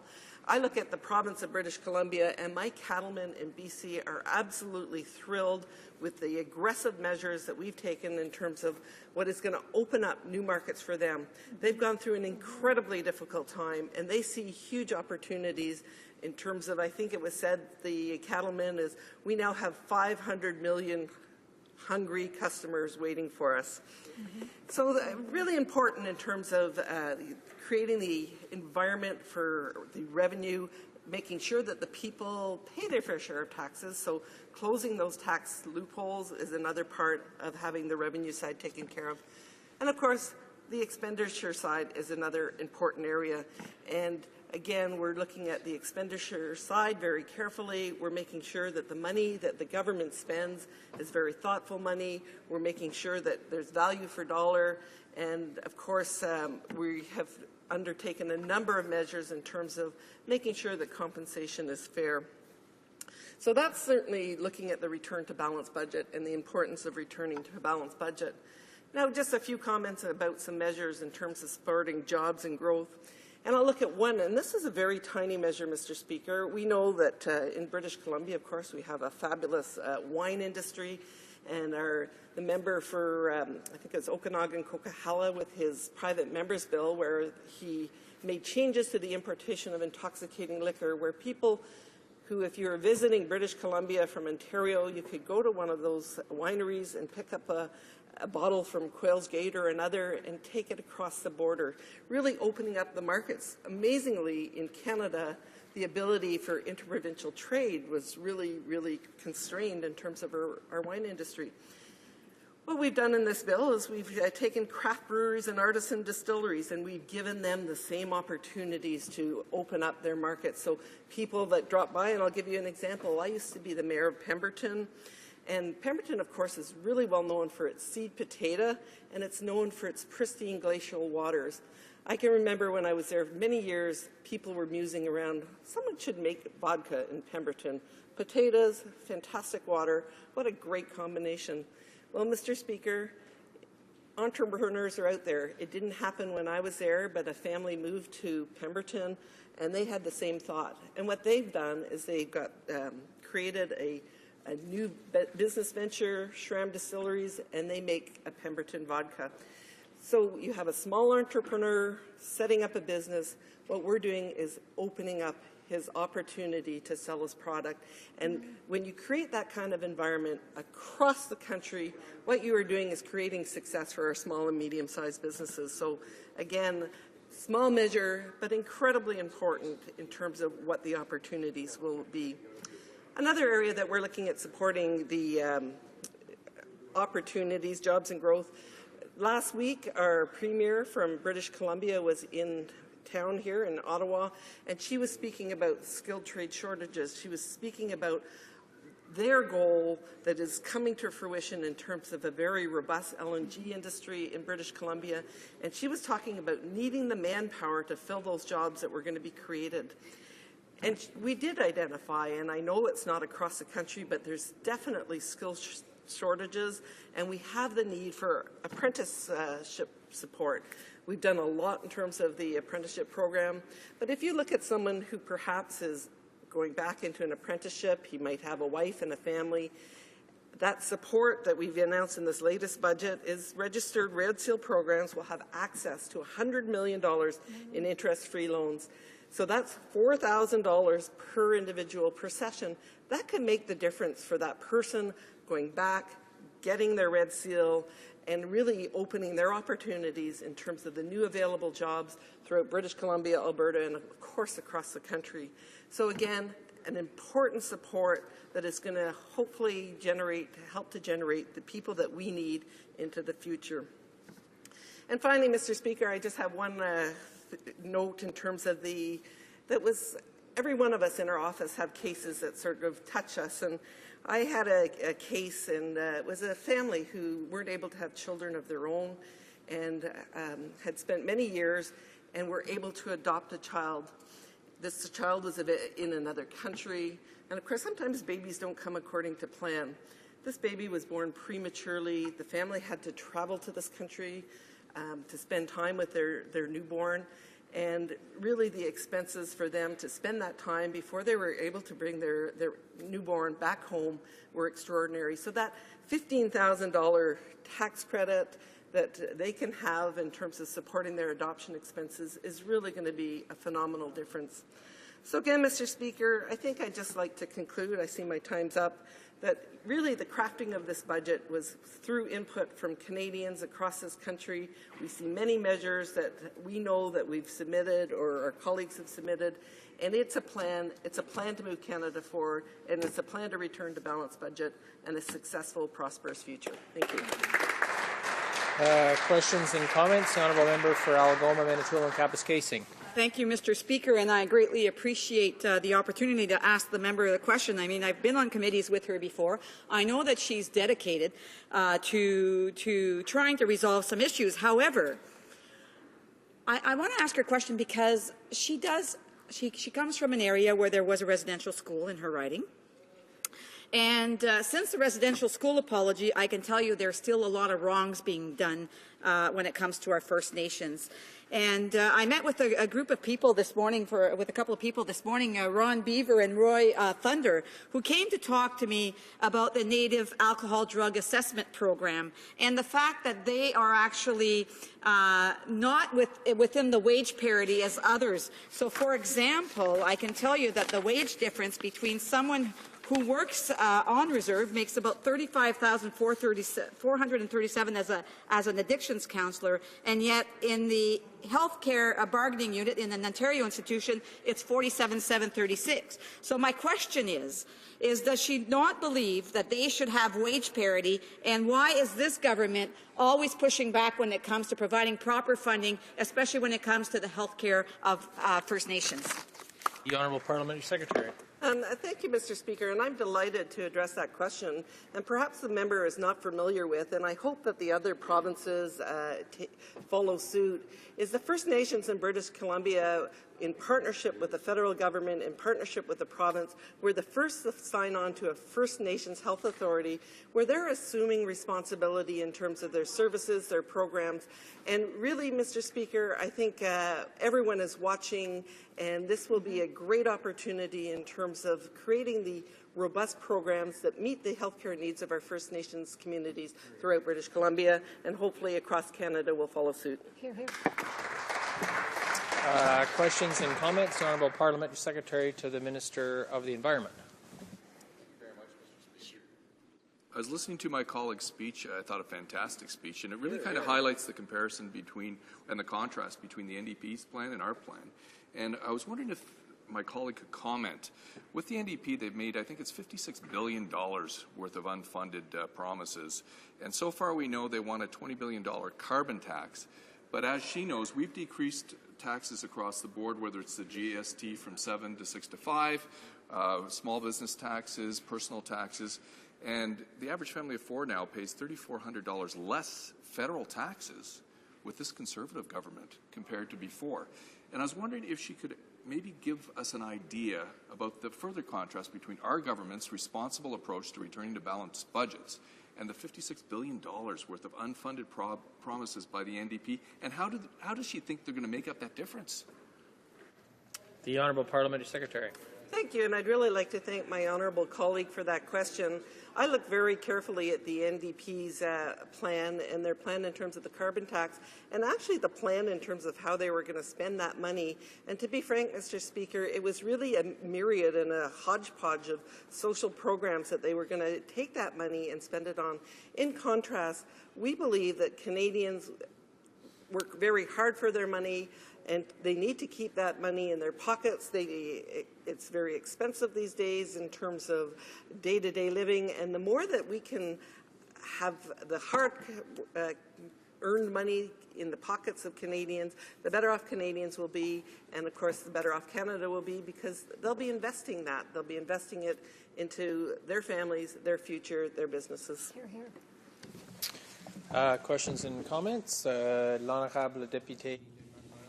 The Honourable Member for Marc-Aurèle-Fortin.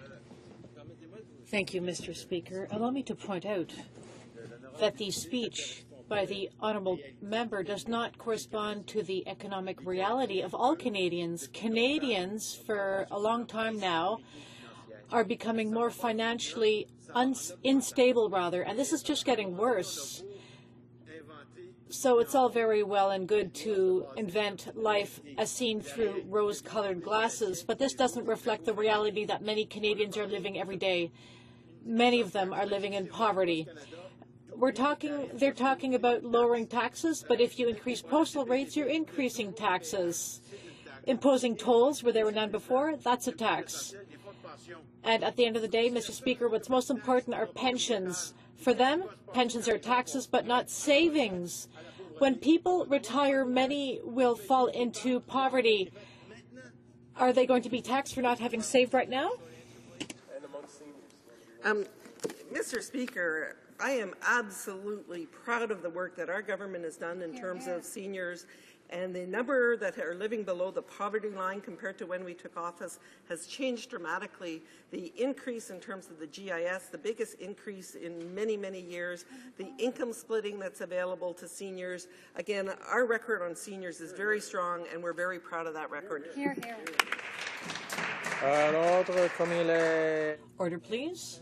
Since it is 1:30, the House will now move to studying private members' business based on the projected order of business for today. Private members' business.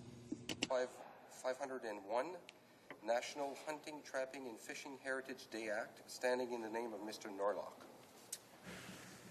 There being no motions at report stage, the House will now proceed without debate to the putting of the question on the motion to concur in the report at report stage. Mr. Norlock, seconded by Mr. Leaf, moves that Bill C-501, an act respecting a National Hunting, Trapping and Fishing Heritage Day, be concurred in at report stage. Is it the pleasure of the House to adopt the motion? Yes. Agreed? Agreed, and so ordered. When shall the bill be read a third time? Now? Now.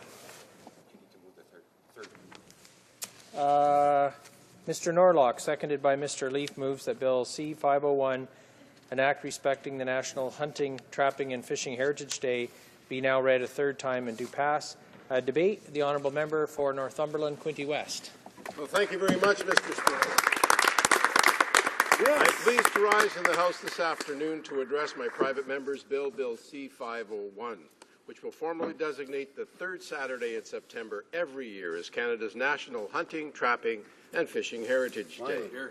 A nationwide designation of a special day to commemorate the historic role of these traditional activities. A celebration of the part hunting and trapping and fishing played in Canada's heritage, social fabric, and indeed our economy. Hunting, trapping, and fishing heritage runs deep in my family. My maternal grandfather, Narcisse Vien, came to Ontario from Aylmer, Quebec, and was a great hunter and a very successful trapper. My father, Ben, my brothers, and my two sons, James and Matthew, are following in their great-grandfathers, grandfathers, and fathers' footsteps, I must say.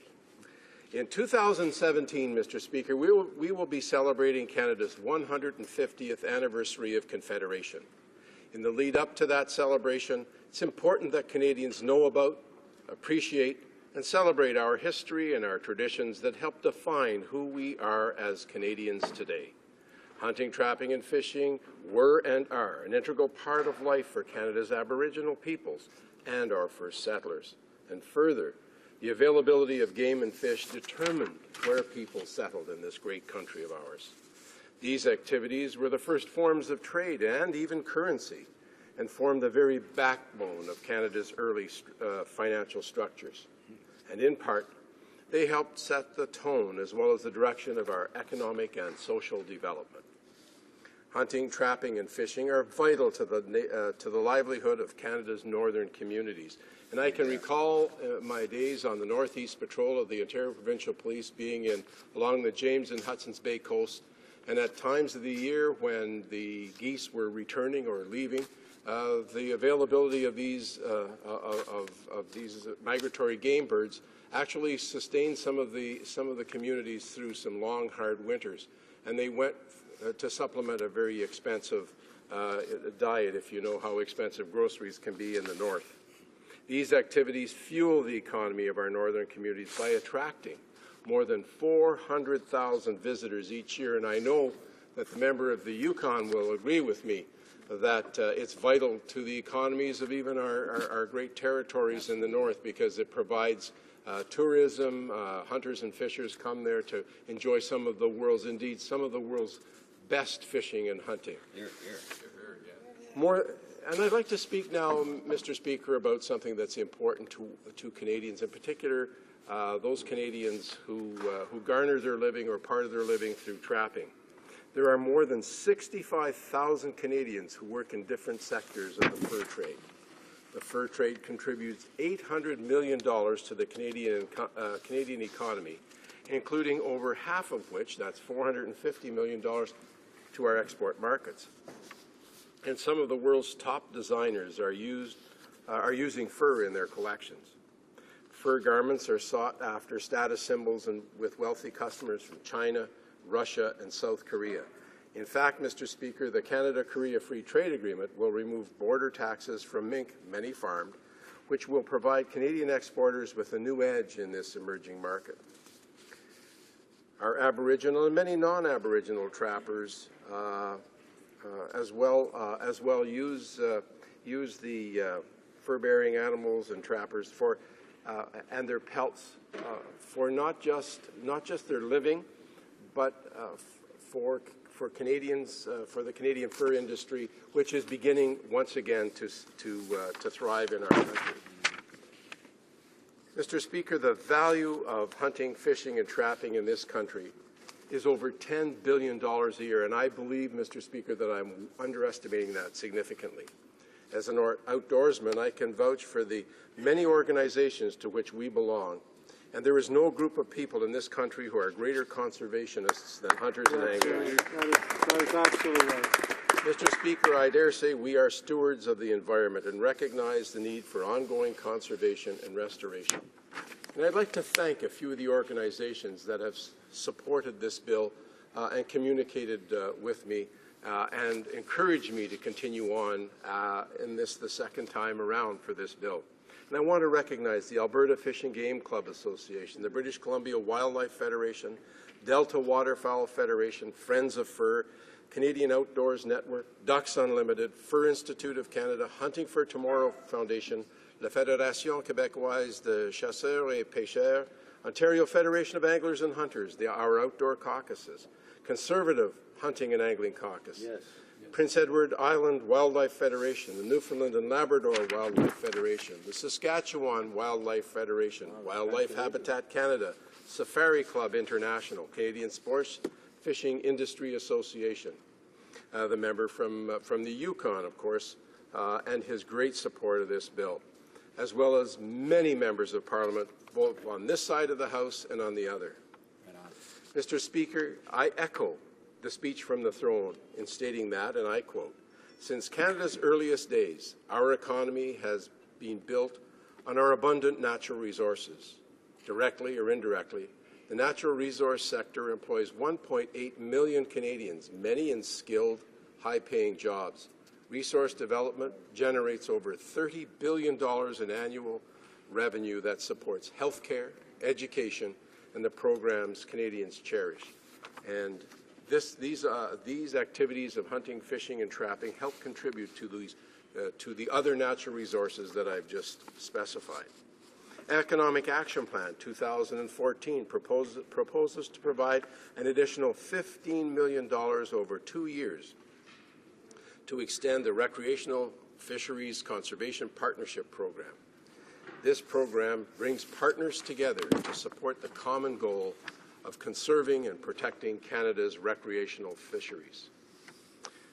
Mr. Speaker, this bill has all parties' support, as well as the support of every provincial and regional outdoor federation across this great country of ours.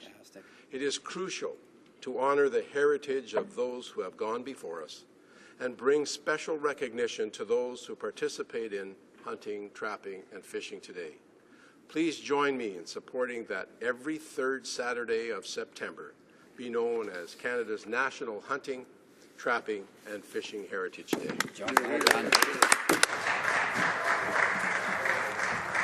Questions and comments? The Honourable Member for Algoma, Manitoulin, Kapuskasing. Thank you, Mr. Speaker, and I'm glad that I'm the one that's going to be asking the question on this here because of the fact that I have many people that trap in my neck of the woods. Of course, we have beautiful Manitoulin Island, and Bob Florian was actually up here at the Environment Committee yesterday talking about the issues with the Great Lakes Basin. So when I'm looking at this here, Bill, as you know, we will be supporting it, and I'm kind of confused, though, because all of this document has really good numbers about the economic impact that this has on Canada as a whole. And yet, we have a government who is set to close the Algoma Central Railway passenger service, where $20 million comes back in economic return. So I guess my question to my colleague is why is it, if they recognize the impact and the importance of fishing, hunting, and trapping, that they are actually willing to cut to derail, really, the economic stability of Northern Ontario? Why is it that they are attacking the very people that they're saying that they want to recognize in such an important day?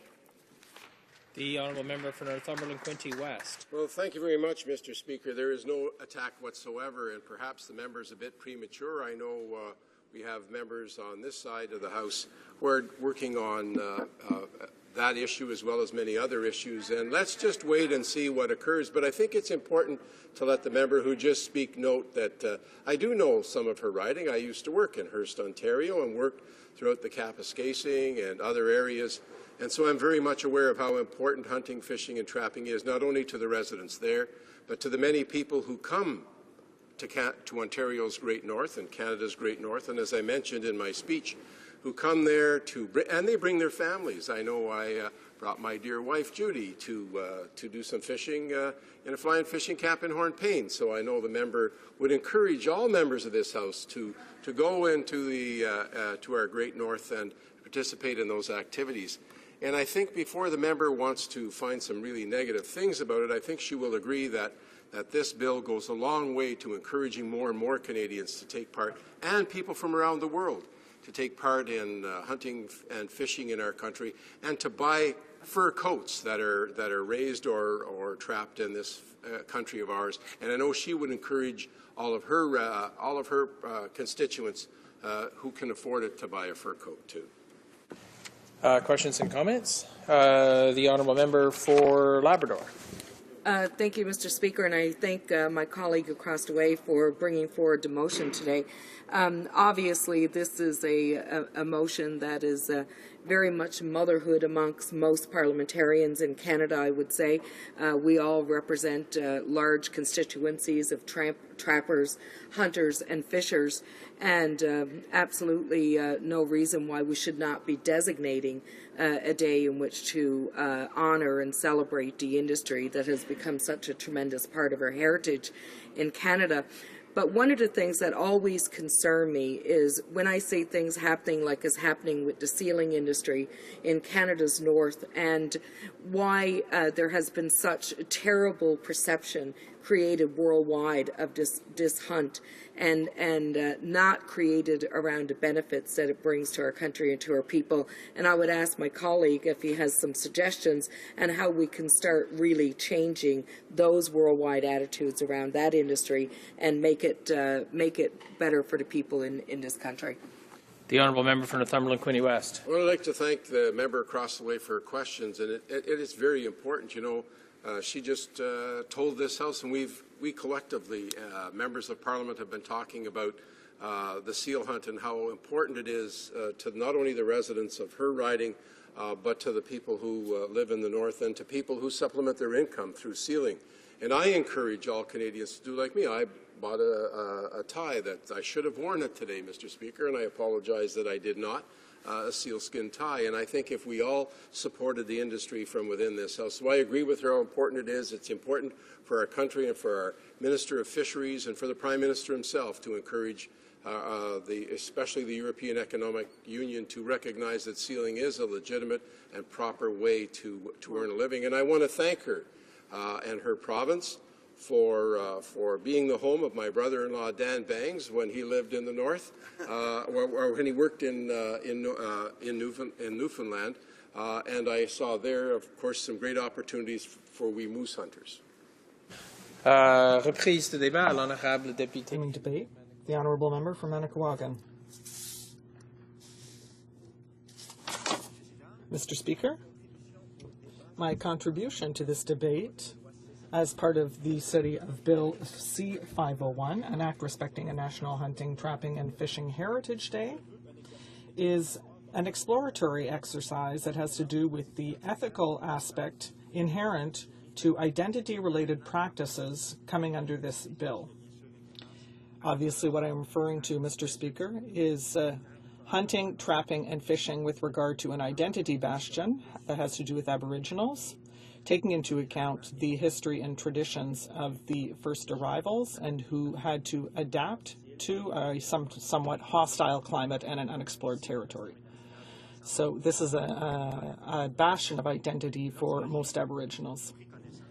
When I read up on this bill, I had a few concerns at the outset. I thought that given that this government is very prescriptive, I was worried that the Conservatives would try to control the outcome of this bill, but there is a form of tacit recognition of the incidence of human activity on resource conservation and on the ecosystem as a whole. So I do have to give the Conservatives credit for that. I think they have come a long way in terms of their mentality with regard to this. Now, Mr. Speaker, if I had concerns, obviously it was because in my hometown and in my area, we realize that we have very little control over animals and over different weather and environmental events. So when I read the letter and spirit of the law, I wanted to make sure that it recognized the fact that humans cannot control the animal kingdom.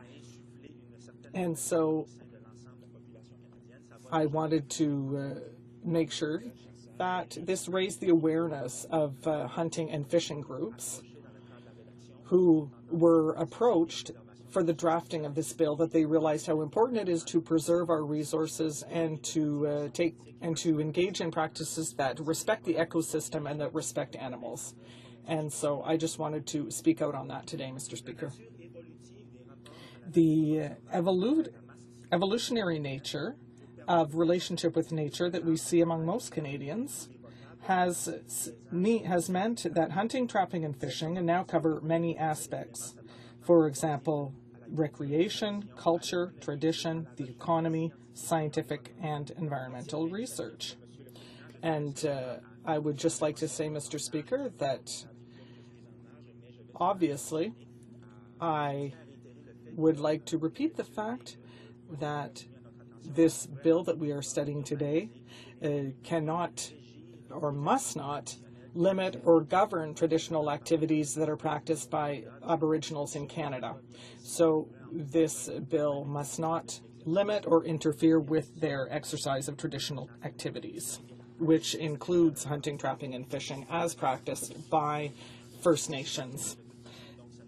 So this will not have any impact, and given that these traditional activities are recognized among Aboriginals, and so once again I appreciate the fact that this bill does not interfere with that. So there are measures that are in the bill that should be non-binding, for example, with the possibility of guiding these activities, because and so I commend this bill for that. The Aboriginals live in certain regions of the country, and so hunters, fishers, and trappers must agree that ethical treatment of animals is important, and they must respect environmental practices, especially with regard to the identity practices that have forged our social, economic, and cultural history in this country. In Innu communities, from where I come, in Innu communities, when we are very young, we go into the forest, we follow the group and the clan unit, and the children are taught about the ancestral know-how so that they can behave respectfully of nature and of the animal kingdom. Already when I was very young, I knew that we could not shoot wolves because that is a sacred animal. Now you can see wolf skins on the market, but my community thinks that that is not a good thing. Now there are practices that are handed down, for example. So if people in my communities do not behave respectfully with regard to hunting or the use of the skin and the bones, well then the elders of the group make him understand that he is behaving improperly and he will be ostracized from the community. So this is a type of informal regulation that is practiced by the members of Aboriginal communities, and this has been going on for thousands and thousands of years. The idea is that the purity of this behavior be perpetuated. I cannot call upon all of Canadian citizens to share these practices because I am from an oral culture and this is simply part of the logical course of things in our communities. So the bill here reiterates the same kind of imperative, and hopefully Canadians will share this respect for the environment and the animal kingdom. With us, it is more innate or inherent. It is handed down from generation to generation. So it is very important to repeat these imperatives with regard to the ethical treatment of wildlife as part of sports or recreational hunting. It is important to say that the principles that are handed down among Aboriginal clans act as informal elements of regulation of traditional practices because we are very attached to wildlife as a bastion of identity. And I'm trying to share this with all of Canadians, and all Canadians should know that they do not shoot wolves because you can't eat the meat. Now, with the disappearance of traditional teachings among Aboriginal communities and among Canadian citizens in general, it is difficult to ensure that this information is disseminated to all hunters and fishers, which is why it is important to have a legislative tool in place that specifies the importance of this. Therefore, we should put in place national international practices to ensure that animals are not subject to treatment that is anti-ethical. So there are groups who have come to testify about this, and they have stressed the importance that there be ethical and respectful behavior towards wildlife, because we are well aware that if future generations want to follow in our footsteps, then those resources will have to be available. And therefore, human beings will have to change their behavior and adapt it to respect wildlife.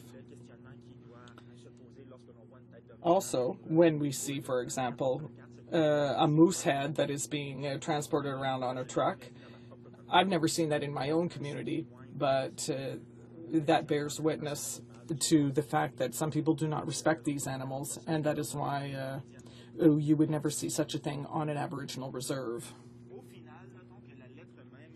It should be pointed out that the letter of this bill means that the Conservatives have done the honourable thing by recognizing the vital nature of protective measures for our fragile ecosystems. So sometimes the Conservatives do surprise me by showing that they can be open-minded. In order to continue in this tradition, they should also review their economic orientations, and so that they do not undertake too much development in ecologically sensitive zones. We have to be careful of our natural resources and our wildlife, so we have to be careful of the industrial activity that is put in place in these areas. We have to be careful of pollution, and hunting is a very small part of what kills animals. We have to be careful of more of pollution, industrial activity. And I wish you a happy weekend, Mr. Speaker. Resuming debate, the honourable member for Labrador. Thank you, Mr. Speaker, and I'm certainly pleased to rise and speak to the bill that's been put forward by the member from Northumberland, Quinte West, and to say that, of course, we on this side of the House would support the motion that he's offered up today. Mr. Speaker, I'm pleased to speak to this on behalf of my colleague from St. Leonard, St. Michel, who's not able to be here, but it was a strong supporter of having this designation made, and certainly made the request upon all of us as a part of our caucus to support it. And Mr. Speaker, he did not have to work very hard because, as you know, hunting, trapping, and fishing is really the foundation of how this country was really built. If you want to look back through the one thing that Canadians have had in common through those early years, it was how we participated in the business of hunting and trapping and fishing right from one end of the country to the other in order to sustain ourselves, to grow our communities and our provinces, and to provide for our families. And our story, Mr. Speaker, in Newfoundland and Labrador is really not unlike any story that can be told in any province across Canada or territory as to our involvement in, and engagement in those industries. Now, Mr. Speaker, we know that obviously we have transitioned into lots of different industries over the years and will continue to do so. But I think it's very fair to say that in Canada today, that hunting, trapping, and fishing still remains to be core industries that supports our economy and supports our communities and supports the people of this country in many ways. I live, as most of you know, in a northern region of the country, and I have many trappers in my riding. I have many fishers. I have fish camps. I have a lot of fur farming that goes on, Mr. Speaker, so I'm very well informed as to how the industry works and the benefits that it brings to the people that I represent, as it does to many others across Canada. But what I also see, Mr. Speaker, is people who spend a lot of time nursing and nurturing the industries, in protecting that in which they partake. And I'm always find it so very offensive when I hear people that often speak out against some of these industries that we participate in without knowledge and without understanding of what it really means or how it is really conducted. And, you know, I find it very offensive. And as just recently I was told of Ellen DeGenerate and how she has donated all of this money to fight back on the sealing industry in Canada. And I was absolutely appalled, because I have not known this person to ever come and sit amongst the Aboriginal people of the North to talk about this industry and what it means to them and how it impacts them.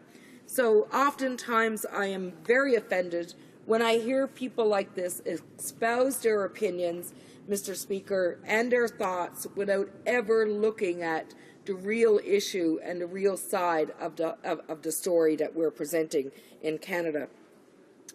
Mr. Speaker, if you go back to the early days in our history, there are many stories to be told around Newfoundland and Labrador, just like you're going to hear in the Northwest Territories and Northern Quebec and Northern Ontario, Mr. Speaker, and that is of the companies like the Hudson's Bay Company, who came and set up in those early days so that trappers and hunters would have a place to trade their product and to earn a living. And back in those days, Mr. Speaker, the First Nations people, who were very nomadic people in Labrador, they would always come down and into the villages that were settled by the Métis and the Inuit and others, and they would do their trade with the companies for food, just like the people in the village would do. And even through those years in the commercial fishing industry, my grandfather's stories to me were always about when they first started to trap fish and catch cod and salmon, And it was never exchanged for money. It was always exchanged for food and for supplies, just like it was in the trapping and hunting industry for many people. And, you know, really for most of their lives, that was how business was conducted. You know, there was very little money that exchanged hands, even in Labrador, prior to Confederation with Canada. And, you know, it was only then that merchants would actually be giving out money as opposed to just trading supplies and food. So, you know, we have a lot of stories to tell. In our region, throughout Newfoundland and Labrador today, we have hunting and fishing associations, and they're made up of people that either partake in the industry from a commercial or recreational basis. But either way, Mr. Speaker, they are the conservationists. They are the people that are on the land. They're watching what happens with every single animal species that's out there. They're watching what's happening with regard to our whole ecological system. And they're also, Mr. Speaker, making notes and taking notes and reporting anything that they see that may or may not seem right or appropriate. They are some of the best conservationists that I have ever known. And they take what they do very seriously, simply because for many of them, their livelihood is still so connected to the land. It's still so connected to those activities of trapping and hunting and fishing. And it's very sacred for them and important for them to ensure that there is proper management. Mr. Speaker, one of the things that I've been very proud of in the people that I represent is their ability to be able to meet with environmentalists and scientists and exchange stories and information about how they managed particular species and particular industries. And we've seen that a lot in the fishing industry, in particular in Labrador, where a lot of the recommendations in terms of what happens in the industry is done from the input of those that are closest to the industry. And, you know, I've been very proud of them when they've said, you know, we're seeing things differently today, so we want to make sure that, you know, quotas are reduced, or that there's further protections, or that there's zones that are exempt from any kind of fishing or hunting activity. And I think that's very important, that their input is heard, because they are, in my opinion, the experts that are on the ground. But, Mr. Speaker, you know, I think it's important to mark this occasion, to recognize the importance that hunting and trapping and fishing has been to the people of this country, how much it comprises the history of who we are, both Aboriginals and non-Aboriginals across the country. But it's also an opportunity, Mr. Speaker, to send a louder message to people all around the world that as Canadians, we're nurturers and we're protectors, and we're just people who work hard to make a living. We're people that have tremendous respect for our forefathers, and we're very proud of who we are and of our heritage. So, Mr. Speaker, I'm hoping that by designating a day in this country where we recognize and honor that particular industry, that it will also become an opportunity to speak to people all around the world about who we are and what it is we do. And also, Mr. Speaker, to create an honor, I guess, in honor of all of those that have built this country on the trade from trapping and hunting and fishing.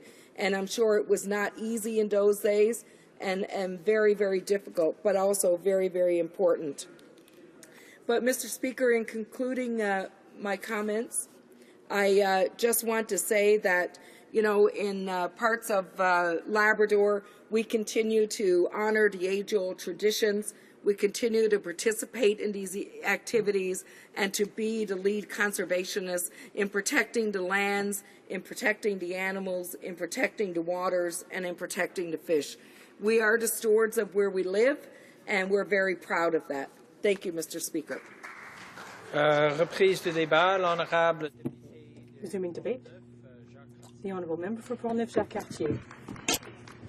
Alors, je vous remercie, Monsieur le Président. Thank you very much, Mr. Speaker. I'm very pleased to have this opportunity to speak to Bill C-501, which is a bill to establish National Hunting, Trapping and Fishing Heritage Day. I've had an opportunity to speak to this bill. I spoke in favor of it at second reading, and I'd like to reiterate my support for it because in my riding at Portneuf-Jacques-Cartier, hunting, fishing, trapping are all very important activities. They make a major economic contribution to my region, so I would invite you all to come to my riding if you're not familiar with it. In the past and over the years, a number of people, Winston Churchill among others, came to the riding, that area, and hunted, fished and trapped. I'd invite you to look on the internet. In fact, there's a wonderful picture of Theodore Roosevelt, who hunted a moose in my riding, in fact, in Portneuf. So I'm very proud to mention that fact here in the House. So it's a tradition that has existed for over 100 years in my riding. There are hunting clubs, and at the time, in fact, they were reserved for the English-speaking rich people in that area, but over the years and with time, there's access for everyone to these clubs, and all Canadians, Quebecers, tourists can explore my magnificent region, hunt and fish in it, and take advantage of the beautiful lakes and rivers in the area. So each year I try to participate in a fishing day, and I think this is an interesting initiative on the part of my colleague opposite to establish this nationally, because this is an important part of our heritage. Now, my family weren't hunters, but my father was an avid fisherman. I went out a couple of times with them. It's not my favorite activity, but I'm all in favor of conserving nature and going out to visit the lakes and lakes and rivers rather in my riding, and that kind of activity enabled me to really understand the importance of, in fact, the contribution made by hunters and fishers to the conservation efforts, among other things. And I think it's a bit ironic, in fact, to see a bill like this that celebrates such an important part of our heritage and that puts forth all of these activities with respect to sustainable development and the environment, but the government opposite makes decisions that run counter to those very values. Now, I don't think that they, in fact, should be taking these facts for granted, because I would point out that protecting nature in our ridings, in our respective ridings, is very important. And I'll give you an example to illustrate what I mean. In Portneuf-Jacques-Cartier, in the Portneuf part of the riding, in the spring, if it hasn't already started, it will start soon. They'll start hunting wild turkeys. So it's starting. A few years back, the Fishers and Hunters Association took steps to reintroduce wild turkeys, and now we're seeing the results of that. People can, as a result, participate in that hunting activity, and I often see, in fact, along Highway 138, a number of wild turkeys. It's very impressive to see the success of that initiative, and we can see the other types of things with fish species that are in the rivers now, in the Jacques-Cartier River. So all of those conservation approaches should be imitated by the Conservative government elsewhere. They shouldn't try to hinder efforts that are undertaken by Canadians who understand the importance, if you will, of the diversity of species, biodiversity in this country. We have in Canada an impressive biodiversity. When I look at the decisions made by the Conservatives to reduce protection for lakes and rivers, so 99 rivers and lakes are protected Canada-wide, and that is clearly insufficient. That will, in fact, limit access to lakes, to rivers, to nature for our hunters, trappers, and fishers. And I find that unfortunate, Mr. Speaker. But despite that, I hope that the establishing of a national Hunting, Trapping and Fishing Heritage Day will help to make the Conservatives a little bit more aware of the importance of protecting nature and our ecosystems. It's a step in the right direction, Mr. Speaker, and I'm happy to see this bill before us today. I'm very proud to support it. And I hope that we'll take it even farther and that we will the government will take steps to ensure that we can benefit from these traditional activities for Canada for hundreds of years to come for future generations. Thank you very much, Mr. Speaker. Resuming debate with his 5-minute right of reply, the honourable member for Northumberland, Quinte West. In the interests of time, Mr. Speaker, I commend the bill to the House.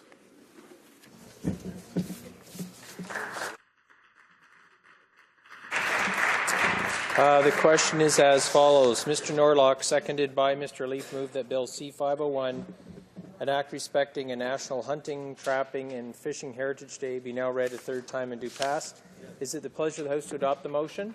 Yes. Agreed. Third reading of this bill, troisième lecture de ce projet de loi.